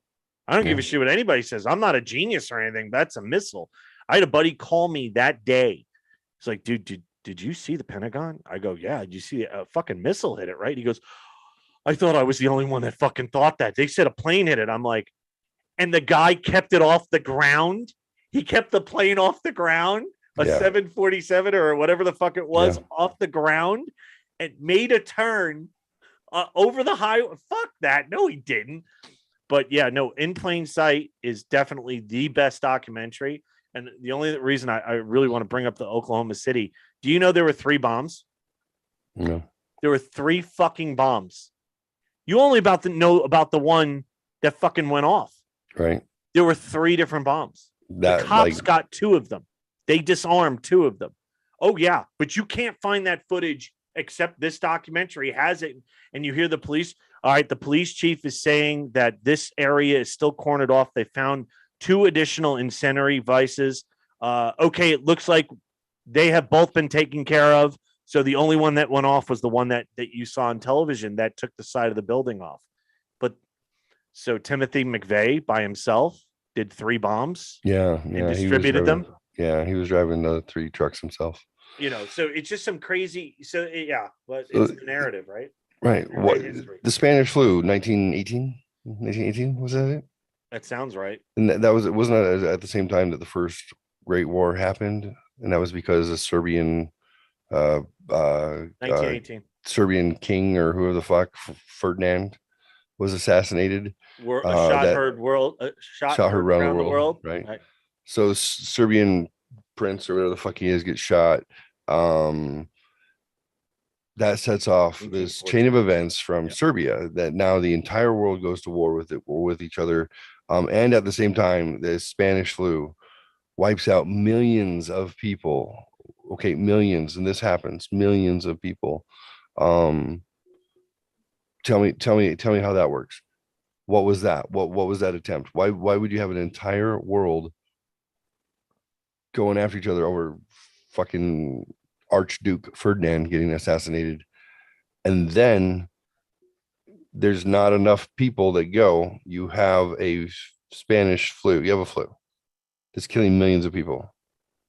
That just happened to happen. That's just shocking. So from 1918 to 1919, the world population was 1.5 billion people. Yep. 500 million of them got the Spanish flu. Yep. Now, the good news is how many of them died? Only 50 million died. Only 50 million. 50 million. 50 million died, but if you think of the percentage of the world population, that's insane. A lot. That's insane. What percent is 50 million of 1.5 billion? I don't know. I'm going to find out right now. I got to bring a calculator. 150 million would be 10%.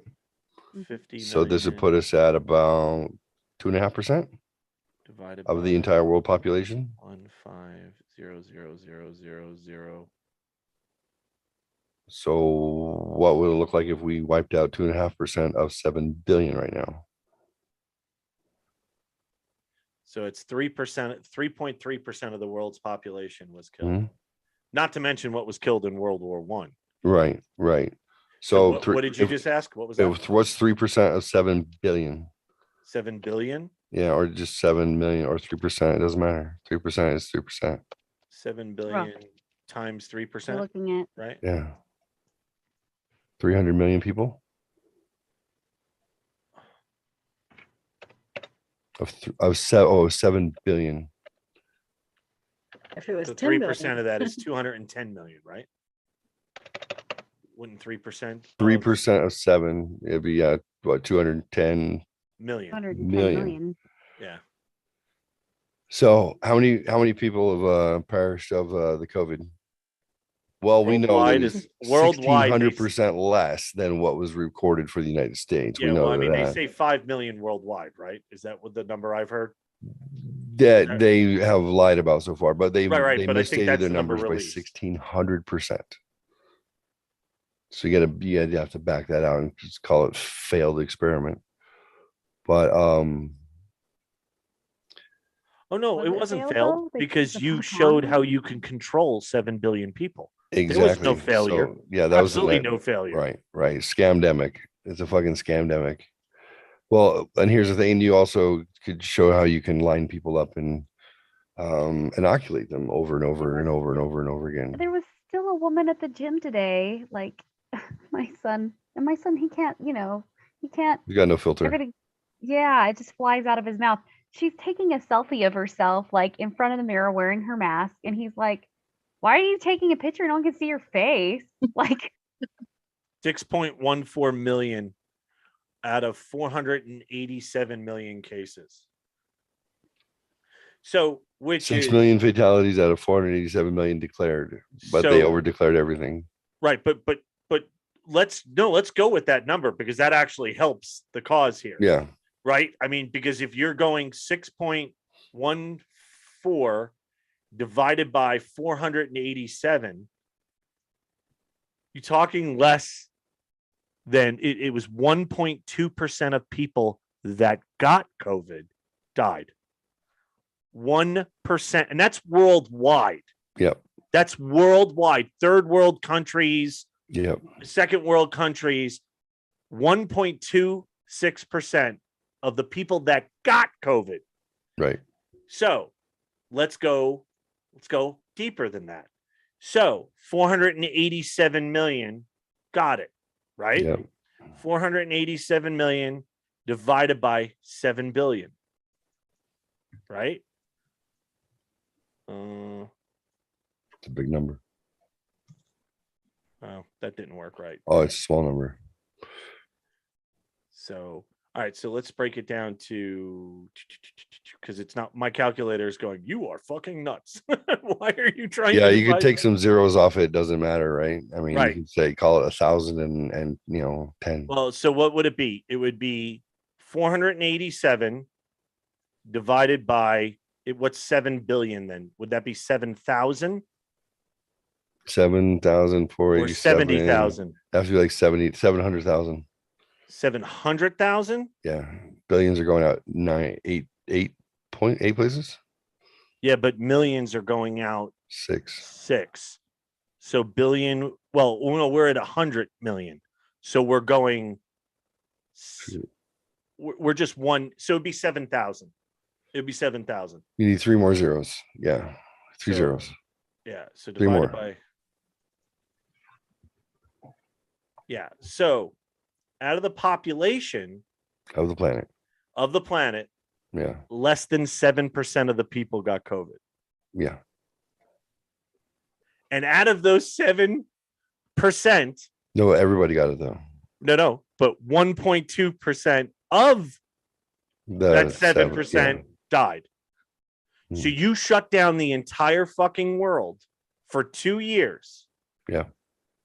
For what is 1.2% of 6.9%. For nothing of the world, just to prove that you can do it. Yeah. Oh, absolutely. Yeah.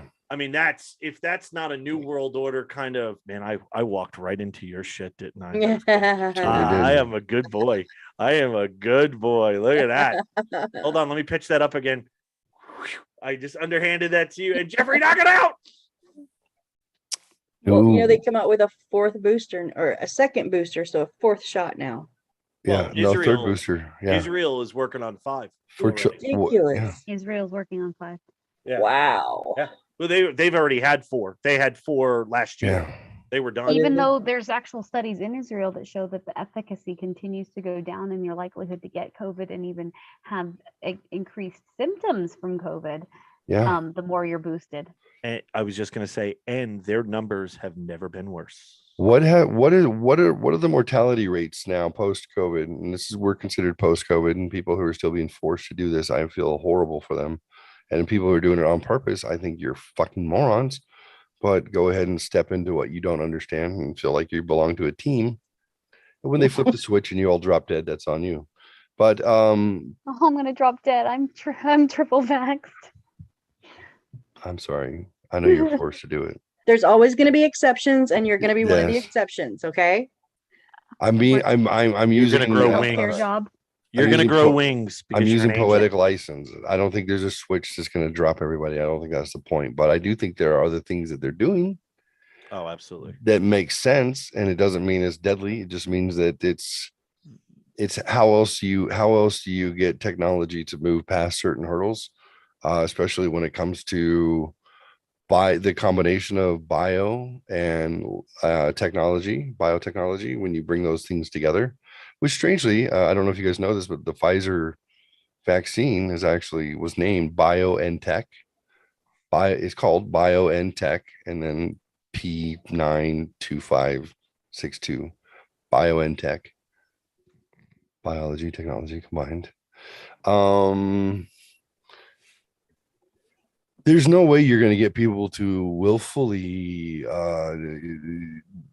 take shots that have like nanotech in them, that could say, scan for your heart rate and check your platelet level and send back data to the companies who are able to then see how everyone's doing and make sure that maybe they need to keep you optimal, and they can give you a little zap or a little medication from afar. And this technology has been built, and it's been on the shelf now for a long time.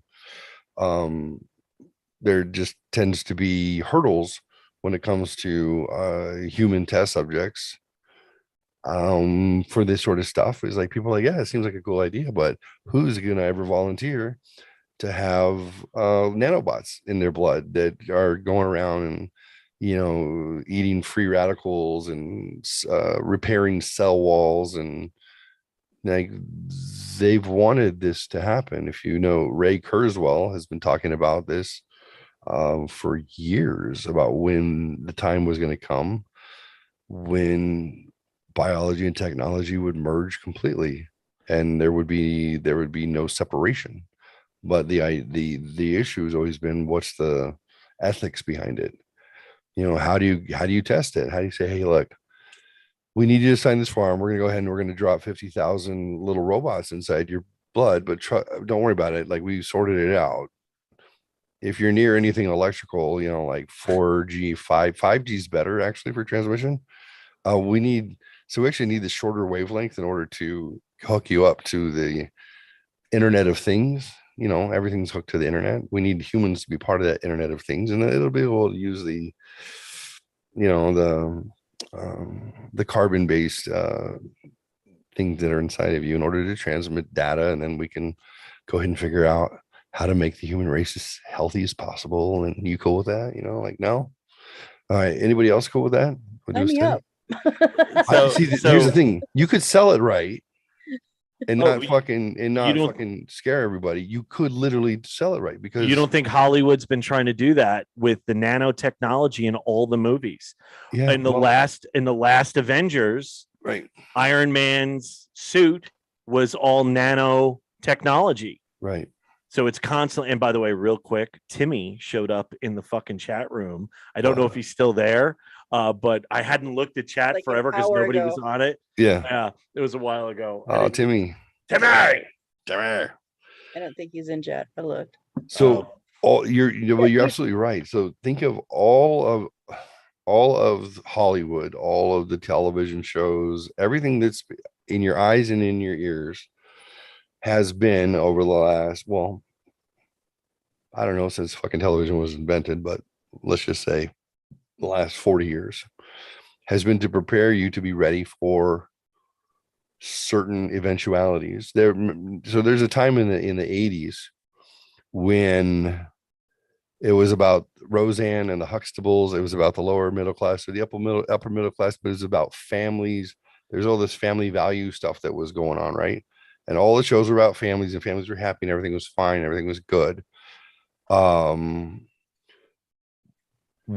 was happening in the 80s. What was going on in the 80s that we had to be distracted from, that we weren't allowed to pay attention to? Nothing, actually.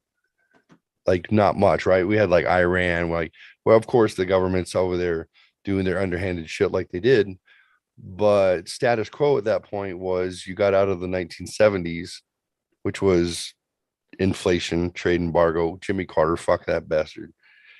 It wasn't all his fault. He just happened to be in charge at the time when all the shit misfired, just like they did now, because they were trying to pull a fucking financial move. They pull a financial move, blame it on that fucking president, let Reagan come in. And Reagan was like, oh, hey, I'm going to reverse a bunch of this shit that you guys were doing because that's why I got elected. And they said, yeah, you do that and we'll take you out. And he's like, I'm the president. That's how. Yeah, well, they shot him immediately. He got elected on the back of the people, just like Trump did, because the people said, yeah, we like this guy. Fuck these guys. These guys suck. And he's like, I'm an outsider. I'm an actor. And they're like, yeah, we'll put you in office, even though he had been the governor of California. But you know, he was kind of like playing at politics, kind of like Schwarzenegger and playing at it, but he was an outsider. He fucking gets put in office and they're like, no, you can't come fuck with this, said George Bush Sr., his VP, who was put in to watch him. You can't come fuck with this.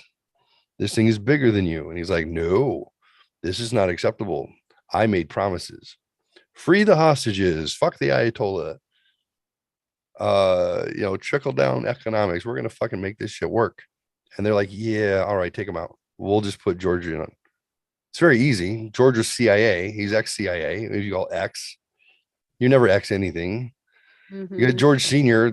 literally was put in just like fucking Cheney was to watch his son, who was retarded.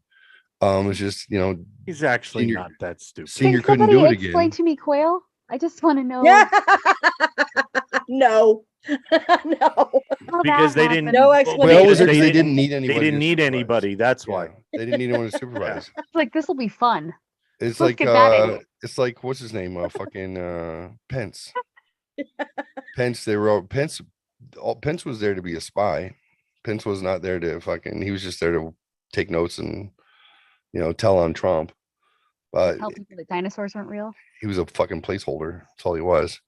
But I mean, if you just watch what happens in history, it's not accidental that you have these certain political events that happen that disrupt the plans that are already been set in place by the bureaucracy and by the you know, what do they call it,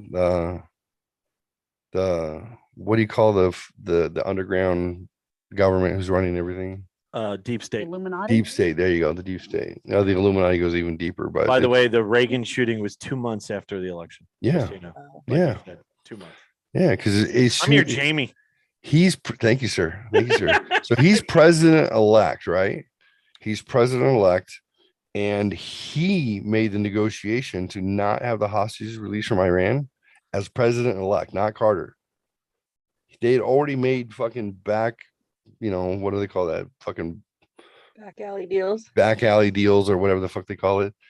He wasn't even elected yet. And they said, dude, you cannot release him until my fucking inauguration. I need to come in. Boom. I'm in charge. Release the fucking pigeons. Yay. I'm the hero. This was the promise. That's fucking nuts if you think about it. A government is not going to negotiate with another government who says we don't negotiate with terrorists.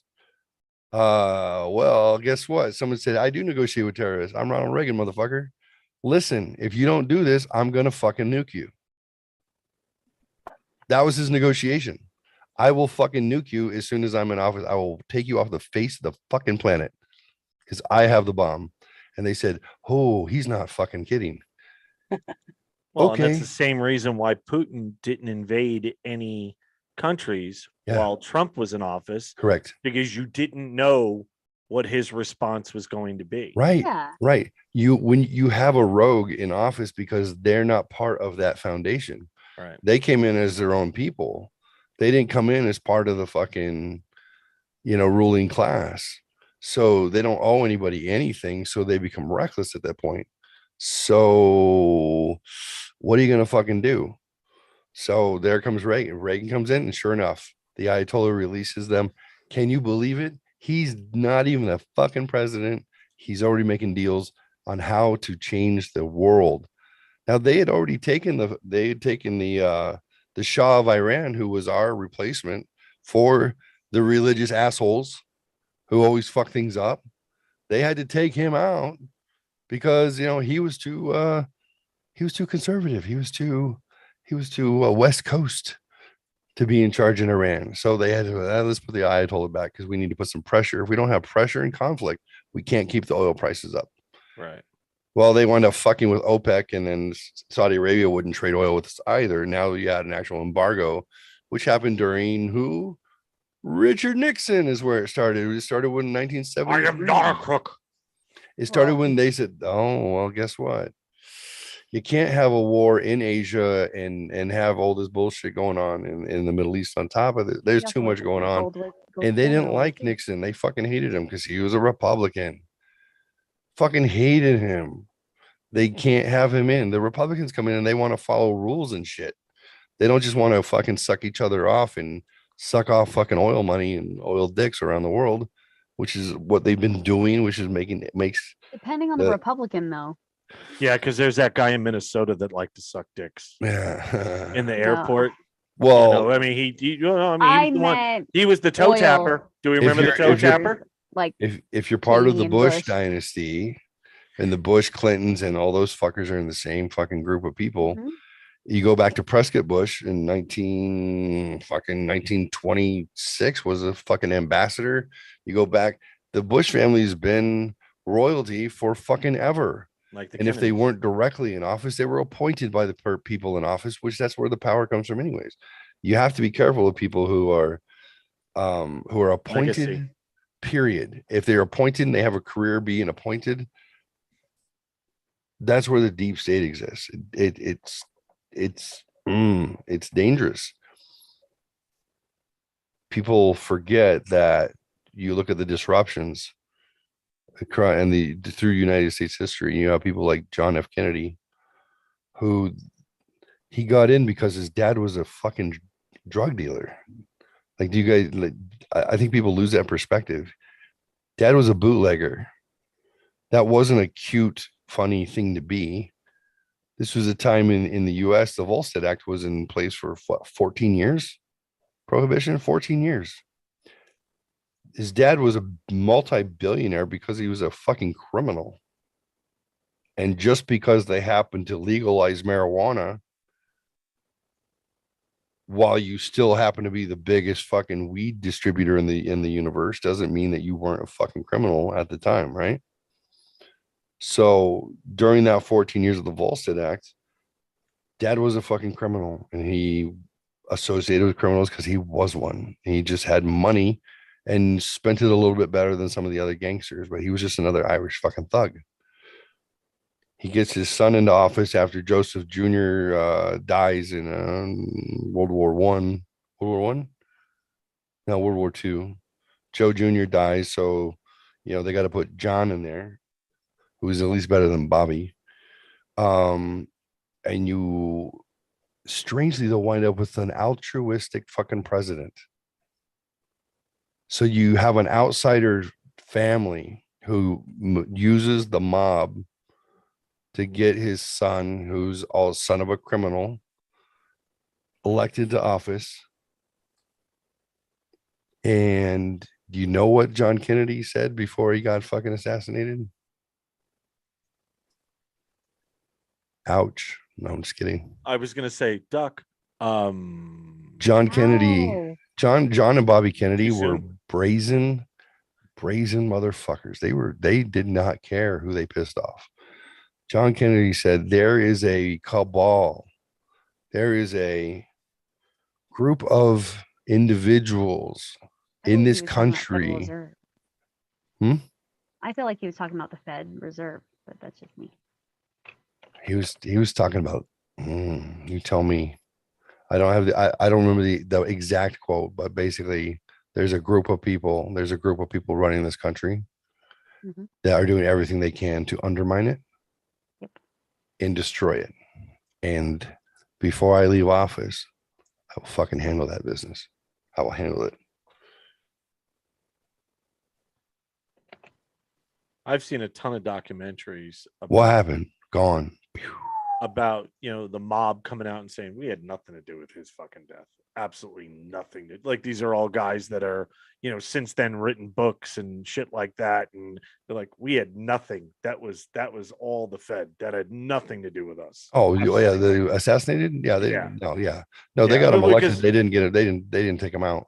No. Now, the ones who were already contracted with the government boys, anyways, that were already trying to take out Fidel Castro, and you had your group of unsavory characters. But I would say that was Lyndon Johnson, who was put in to keep an eye on the dipshit. Like, if you think about behind every president who is hated in the present time and then usually lauded in history, usually something befalls them, or at least has attempted to, and it's the outsiders who come in and they fuck with the status quo, and they usually have somebody, an insider, stuck to their fucking hip to keep an eye on them and try and not piss off the populace and let the populace know that it doesn't matter. They're a figurehead. It's irrelevant.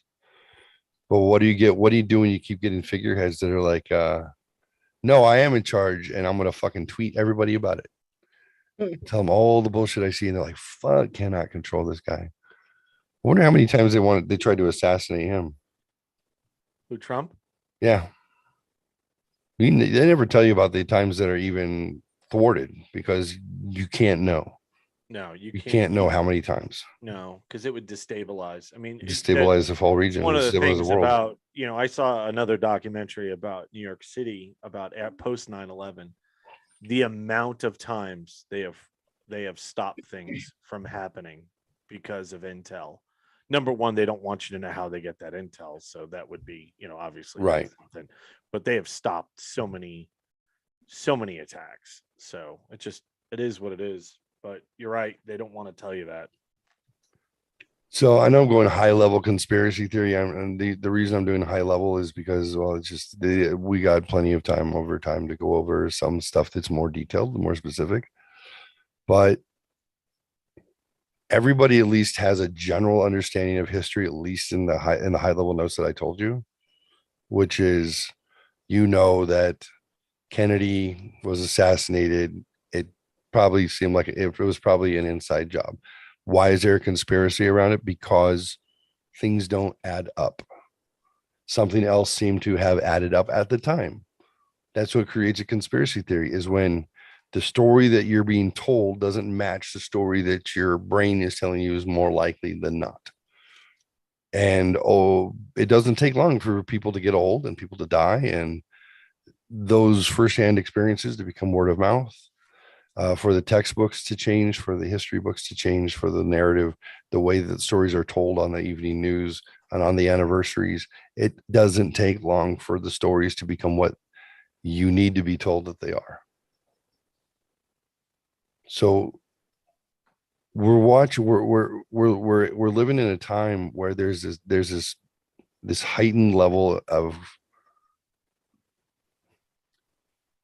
it's like there's a tidal wave that's cresting right now, where the perfect storms happened, where they got the right guy and they got the right Congress and the right Senate. They got the right things all kind of stacked up at the same time, after an inordinate amount of time of teaching your children how to think, teaching your children that being an individual is bad, teaching your children that rainbows are better and black is better and white is bad. And all this indoctrination has been happening for so long. If you see the absolute, it's been these final tests that to me, it feels like final tests before they try anything egregious. Like, okay, everybody, Black Lives Matter, go. Let's make it all about race. Boom. Let's make people tolerant about this. Boom. Let's make people guilty if they don't follow our terrorism. Boom. Now each thing, let's take away your identity. Let's make it all about group. Let's make everyone intolerant and everyone phobic.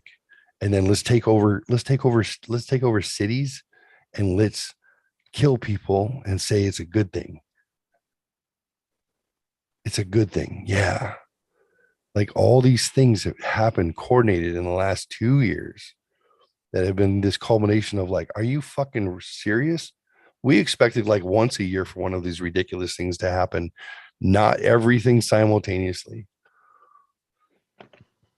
Do you think the reason things keep happening is because they're a product of their own environment where things have a 24 or 48 hour news cycle, and because they've created that one wasn't enough, so it's got to keep going. You have to get the new stuff. There's got to be a new atrocity that needs to be talked today.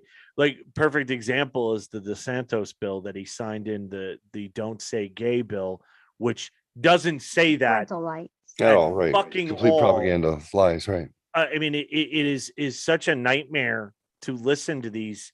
Ron Perlman's fucking little TikTok thing that he did, saying that basically DeSantis is a Nazi. Why? Because you want parents of kindergartners to third grade to know if their child isn't well adjusted, if they have questions, and you don't want to rely on a state employee to be that kid's psychologist. It's insane. Right. But Did that's you the hear newest the thing. teacher in Miami that was complaining? He's like, it's just not fair. I'm not going to be able to talk to my kindergartners about my sex life anymore. What? Yeah. What? Yeah. No, you shouldn't be anyways, dude. No. They're grooming your children. but They want to rape your children. This is the thing. No, they don't want to rape them. They want heterosexual- them to be willing, Jeff. They want them to be willing. They're grooming them, so Compliant. that's it. Yeah. I'd be upset if a heterosexual was talking about their sex life to my kindergartner. You know, Oh no, like they would be fired instantly. They'd be fired. No tenure. But as long as you're you're not part of wrong. the struggle, as long as you're part of the struggle, I don't know. It just, but it's interesting that you said that. How many things has popped up, and I gotta tell you, that's my silver lining. Right? That's my silver lining, that we have withstood a shitstorm for 2 fucking straight years. And honestly, your everyday life hasn't been affected that much. I'm not saying it hasn't been affected much, but I just show, what is that, resiliency, or is that the 24-hour news cycle? You have to make that decision, right? If that's why is my life, well, it has changed because I don't travel for work right now because they're still ridiculous about that. But overall, my life has not changed. Right. I bought my season pass for my concerts this year. I'm going to 4 concerts this month, Right. or April. So How do you shift people from a manufacturing warehouse worker mentality into a 4-hour work week? How do you adjust people for the times that actually represent what it is that we produce for the world economy, versus what's not needed? Yeah, I mean, you got to figure out a way to get people to do what they did. Right. I'm not saying it's the worst thing in the world. What's the intent behind it? What are they trying to accomplish because of it? And why are you okay with that? Are you okay with that? That's the thing, is right now. Well, I mean, the fatalities are acceptable because they're not you. It's acceptable because, well, what did they do? They wiped out a bunch of 85-year-olds. They needed to go anyways. They were fucking up the insurance rates. They were fucking up everything. What happens when you have people who are living significantly longer? People, age 65 was picked as the Social Security date to start collecting because that was when you were supposed to die, not when you're supposed to retire. 65, you're supposed to die. What do you do now when you have this burden of people, even in convalescent care, which become wards of the state, and they're still collecting Social Security, they're still collecting benefits, their state benefit, they're all these things. There's no contribution ever that they're going to bring back. Right. What do you do when you suddenly have, 20% of your population is indigent, and you're responsible as a government to take care of them forever? For what reason? They just happen to live longer because technology allowed us to make that happen. How's their quality of life? It's garbage. What's their contribution? Non-existent. How's their memory? It's gone. You have to keep them going for how long? Until forever. That's huge. I mean, I can think about those things. What do? Do you have infinite resources? How are you going to be if how are we going to be if we live to be 120 and we're still taking care of our parents who are 150? You and I are not going to have to worry about that. We're not. We'll be fine. I'll be out back in the ditch Oh my first. God, my dad Jesus. is such a fucking asshole. He's gonna live forever. He's going to, right? Like there's all these things like you hear about population control, you hear about. Do you guys remember back in the very beginning of the pandemic when Bill Gates was talking as if he and Fauci had a plan? Do you guys remember that? Mm-hmm. He literally was being interviewed, the Microsoft guy. Yeah, I know. And he said, look, this was like April of 20, early. He's saying, look, Tony Fauci and I were talking, and this is what we've decided has to happen. We have to get 7 billion people vaccinated within the next 18 months. And if we can do that, then we can get ahead of this thing. Oh, really, Mr. Gates? Do you think that this will, as if he's anything other than a guy who made a software idea that got replicated 1 billion times over and over and over again. And okay? stole most of his original. Right. And it wasn't his fucking proprietary anything, Right. anyways. Weird. We'll put it in every IBM. Yeah. Yes. Make copies of it. Make every copy in the world that you want. Years later, hey, vaccine, genome sequence to track everyone and kill the ones we need to thing. Make 1 billion copies. I know how this works. Trust me. Where did it go that he was the expert who was being touted, him and Fauci, before the government had anything to say with it about anything? He knew what it was. He knew what the problem was. He knew what the solution was. They'd already discussed it. They had a plan, and he was going to use his billions of dollars to pay for vaccine, shops to cook more vaccine as fast as possible.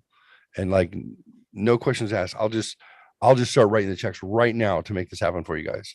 I'll just write the checks, and then don't worry, you guys will pay me later. But you guys, we have 18 months before we got to get ahead of this shit. How the fuck was it him and Fauci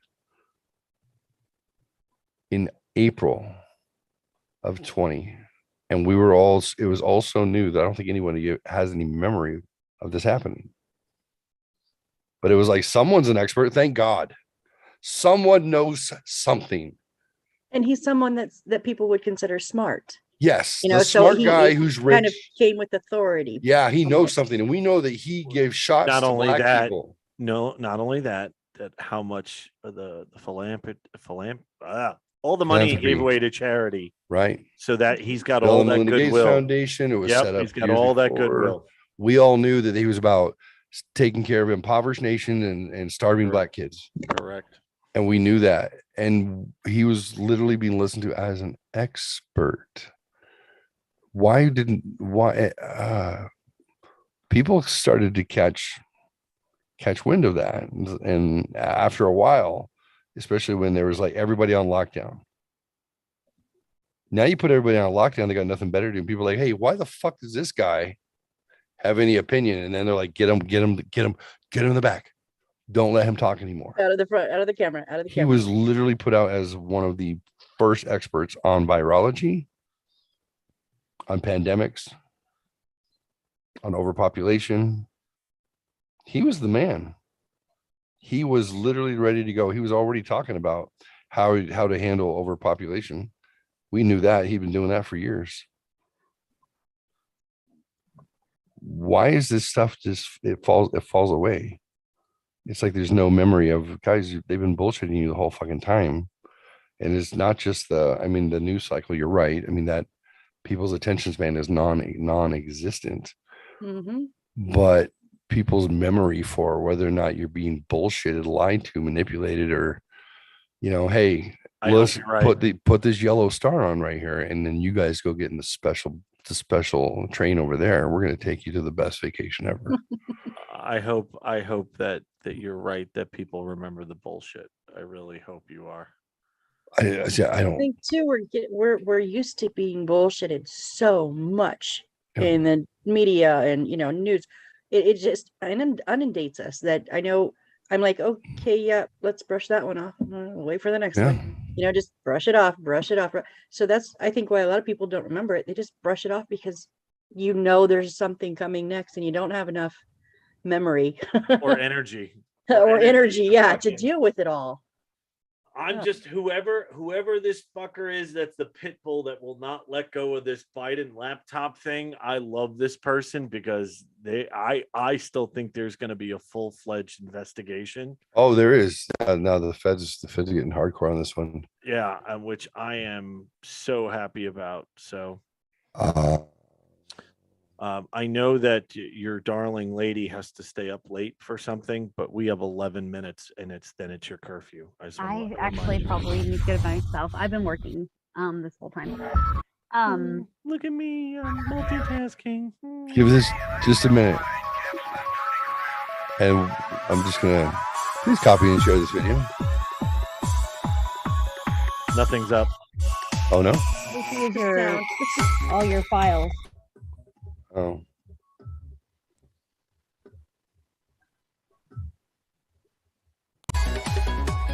How about now? There we go. Rich Planet TV. Welcome to Rich Planet TV. I'm Richard D. Hall. April. Are you enjoying your curfew? 18th. Are you enjoying your 20. imprisonment? Are you enjoying having your freedom removed? Are you enjoying a little taste of fascism?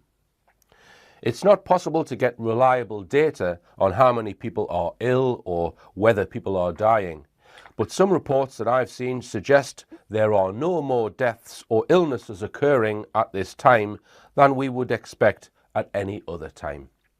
It appears deaths of people who are old or unhealthy who would have died anyway are being classed as COVID deaths, and people with regular cold or flu symptoms are being classed as COVID patients. Figures being quoted by mainstream media, as usual, have been plucked out of thin air. Anyone who is quoting numbers or showing graphs of cases or deaths have no way of knowing that their data is correct. So this is April of 20, right? Oh, wow. I can't. So any one of these guys that you show, right? And I'm trying to think in my head what would be better, but I can't take any of them seriously with their backdrops. I don't know what it is.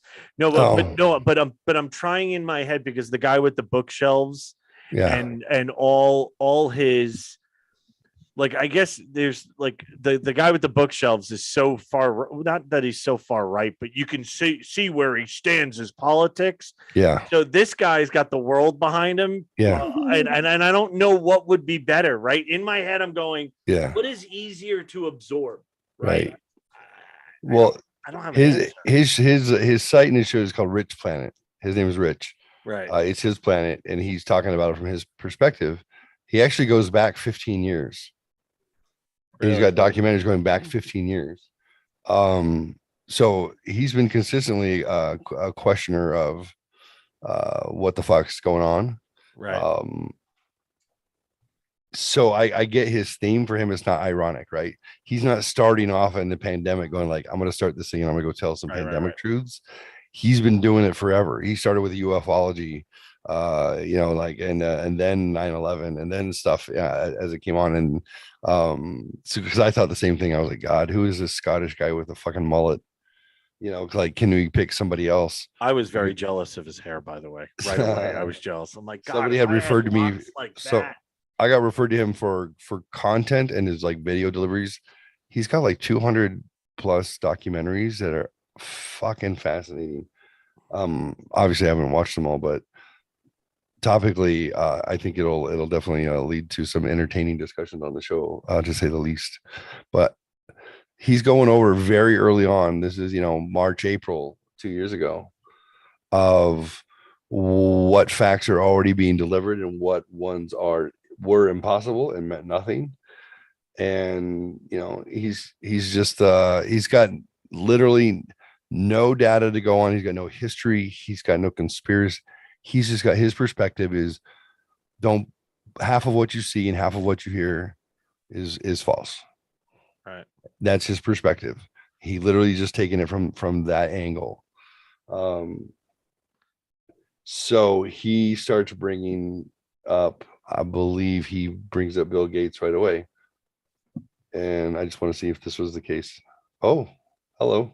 Kind of a lecture there. Elect the face masks for the next 5 years.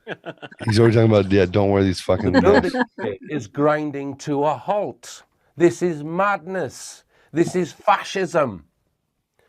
This is an abuse of human rights. 2 years ago. The lockdown has got bugger all to do with saving lives. Let's look at some possibilities for the real reason why these lockdown measures have been imposed. A key person I think we need to look at, who I suspect is the architect of the criminal corona curfew, is Bill Gates, who appeared recently on BBC Breakfast News. Gates has not been elected, he has no medical qualifications, and he is not British. Yet, the BBC spoke to him as if his word on this issue was somehow the word on this issue. Here is some of what Bill Gates said.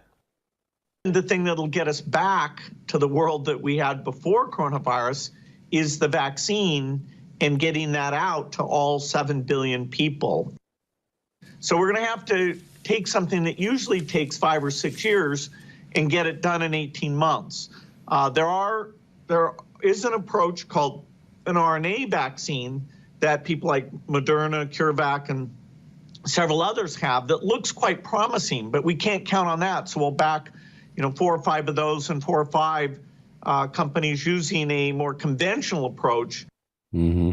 The people like myself and Tony Fauci are saying 18 months. If everything went perfectly, we could do slightly better than that, but there will be a trade-off. We'll have less safety testing than we typically would have. And so governments will have to decide, do they indemnify the companies and really say, let's go out with this?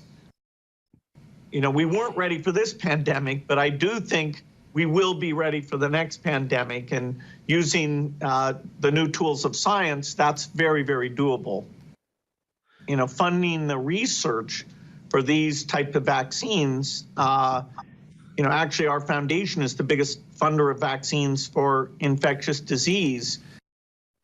Do you think things will go back to normal, or is that all changed? No, once you have a safe and effective vaccine and get that out to almost all of the people on the planet and build the preparatory systems for the next pandemic so you can nip it in the bud, we will go back to normal. I'm looking at getting statement analysis done on Bill Gates, but for now, here are my own thoughts at this time. Many people are claiming that Bill Gates' objective is to depopulate the planet. In other words, the vaccines he is involved in developing are going to create infertility or even kill large sections of the population. I was interested in these claims, so I decided to examine some of Bill Gates' previous interviews to see if I could find any clues about depopulation. Let's go to a couple questions that we've actually received since we started the webcast. The first is on population growth, and the question is, one of our most pressing issues is population growth. How do you expect this to be addressed? Well, the population growth issue at the global level is not that daunting. That is, the population percentage-wise is growing slower today than in the past, and so it will actually peak out. The problem is that the population is growing the fastest where people are less able to deal with it. So it's in the very poorest places that you're going to have a tripling in population by 2050. And so their ability to feed, educate, provide jobs, stability, they're coming here, protect the environment in those locations mean Protect the they're environment. faced with an almost impossible Protect problem. the environment, really. Northern Nigeria, Yemen, Chad. Pro-environment. And so what we need to do is take this age generosity and this innovation and go into those places, offer the women better tools where they want to space birthing or have a smaller family size, and improve health, because it's amazingly, as children survive, parents feel like they'll have enough kids to support them in their old age, and so they choose to have less children. Oh, yeah, less I don't indiscriminate think that fucking. clip proves much. He is saying that in poor countries where people have large families, if you improve the health of those countries and reduce the childhood death rate, families would no longer need to have as many children. That seems like a reasonable argument to me. If you know of any other Bill Gates quotes which suggest he might be interested in depopulation, please email them to me. The second point is about Bill Gates' father, who was apparently interested in eugenics. That's his he father? served on the board of Planned Parenthood, fuck which happened? was a rebranded organization birthed out of the American Eugenics This is like Society. fucking Klaus Schwab. Planned Parenthood was built on population control schemes and allied with the same groups who wanted genetic hierarchy laws to preserve humanity and who sought to beautify countries by stopping the unfit from reproducing. To me, this sounds worrying. Let's bear it in mind as we proceed. If we're going to understand what's going on with the current despicable situation, we need to look closely at Bill Gates and try and explain his modus operandi. Bill Gates is often referred to as a philanthropist. I disagree with this description. I do not believe that Bill Gates gives out a single dollar of his money unless there is a possibility that by giving away that dollar, he might get more than his dollar back. I suspect all of his philanthropic activities to save lives and improve global health are intended to be money-making activities in the long run. I listened to a number of Bill Gates interviews listed here. In them, he speaks about his various health projects with the Bill and Melinda Gates Foundation that he started in 2000. In the interviews, I could not find anything that made me think he was being motivated by a wish to depopulate the planet. Bear with me here while I make my point. He comes across as though he is, to a reasonable degree, seeking to develop new treatments and techniques, including vaccines, which he claims, and which he perhaps believes, can be argued will assist humanity. The Bill and Melinda Gates Foundation, it is claimed, has committed money to infectious disease control, malaria control, STDs, HIV and AIDS, TB, reproductive health care, etc. It has put money into Gavi, the Vaccine Alliance, which is committed to immunization of poor countries. It has put money into the World Health Organization and many other organizations. I want to go back now to his early days at Microsoft. Oh my God. If you don't already know, Bill Gates became the richest man in the world because he was the main shareholder in a tiny startup company called Microsoft. Microsoft became mainly involved in developing operating system software for home. All right. So no one can. Oh, sorry. No, I was just going to say, I just want to leave you guys with two numbers. Where the fuck is it? I need to pause. That's enough. According to the CDC website, the number of people who died in the United States in 2018, okay, from January to April was 946,067. Okay, that's in 2018. 946,067. In the same time frame in 2020, from January to April, 944,000 and 251 died in the United States. So 2,000, well, about 1,800 less people died during the pandemic than died in 2018. Just wanted to give you that number. Nice. Yep. I was just going to say, watching that, especially the beginning part where he talked in the beginning about Bill Gates and that first interview. I'm sorry, no one can convince me that Bill Gates does not have skin in this game. Some way, somehow, Yeah, the absolutely. man is involved. Yes. And it's because people started picking up on that. So before we knew who Tony Fauci was, right? Before he was standing next to the president and then the president saying, hey, this is the guy. How the fuck has he come to a consensus? Where was their with connection? This guy. Yeah. It's insane. The multi-billionaire who's been funding vaccine research. They're like, hey, listen, me and Tony, we decided. Yeah. Well, that actually he gave credence to a president to tell you what the president decided. He gave credence to a governor to tell you what the governor decided. And all of a sudden you have elected officials telling you how to live your life. Duck and cover. Put your mask on. Shh. You don't worry, you're fired, but we're going to send you some checks. Don't worry. Shh, you're okay. Well, on that note, kids, I'm out for this evening. It is past your bedtime, and you got yelled at. She was pointing at her watch during. Yes, she was like, all right. Yeah, I got a boogie. Alrighty. Good night, guys. You guys have a wonderful evening. Yeah, you too. Hey, Missy, what's the thing that I usually say to end the show? How does it go? Like, you get something like I make sure you love one another and love yourself. Love yourself. Thank you very much. Have a good night. You too.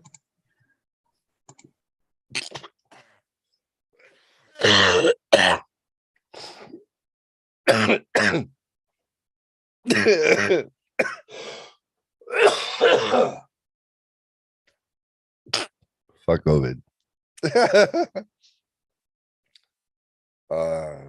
Shelfhelpshow.com. If you want to see that video or videos like that, shelfhelpshow.com. Have a good night.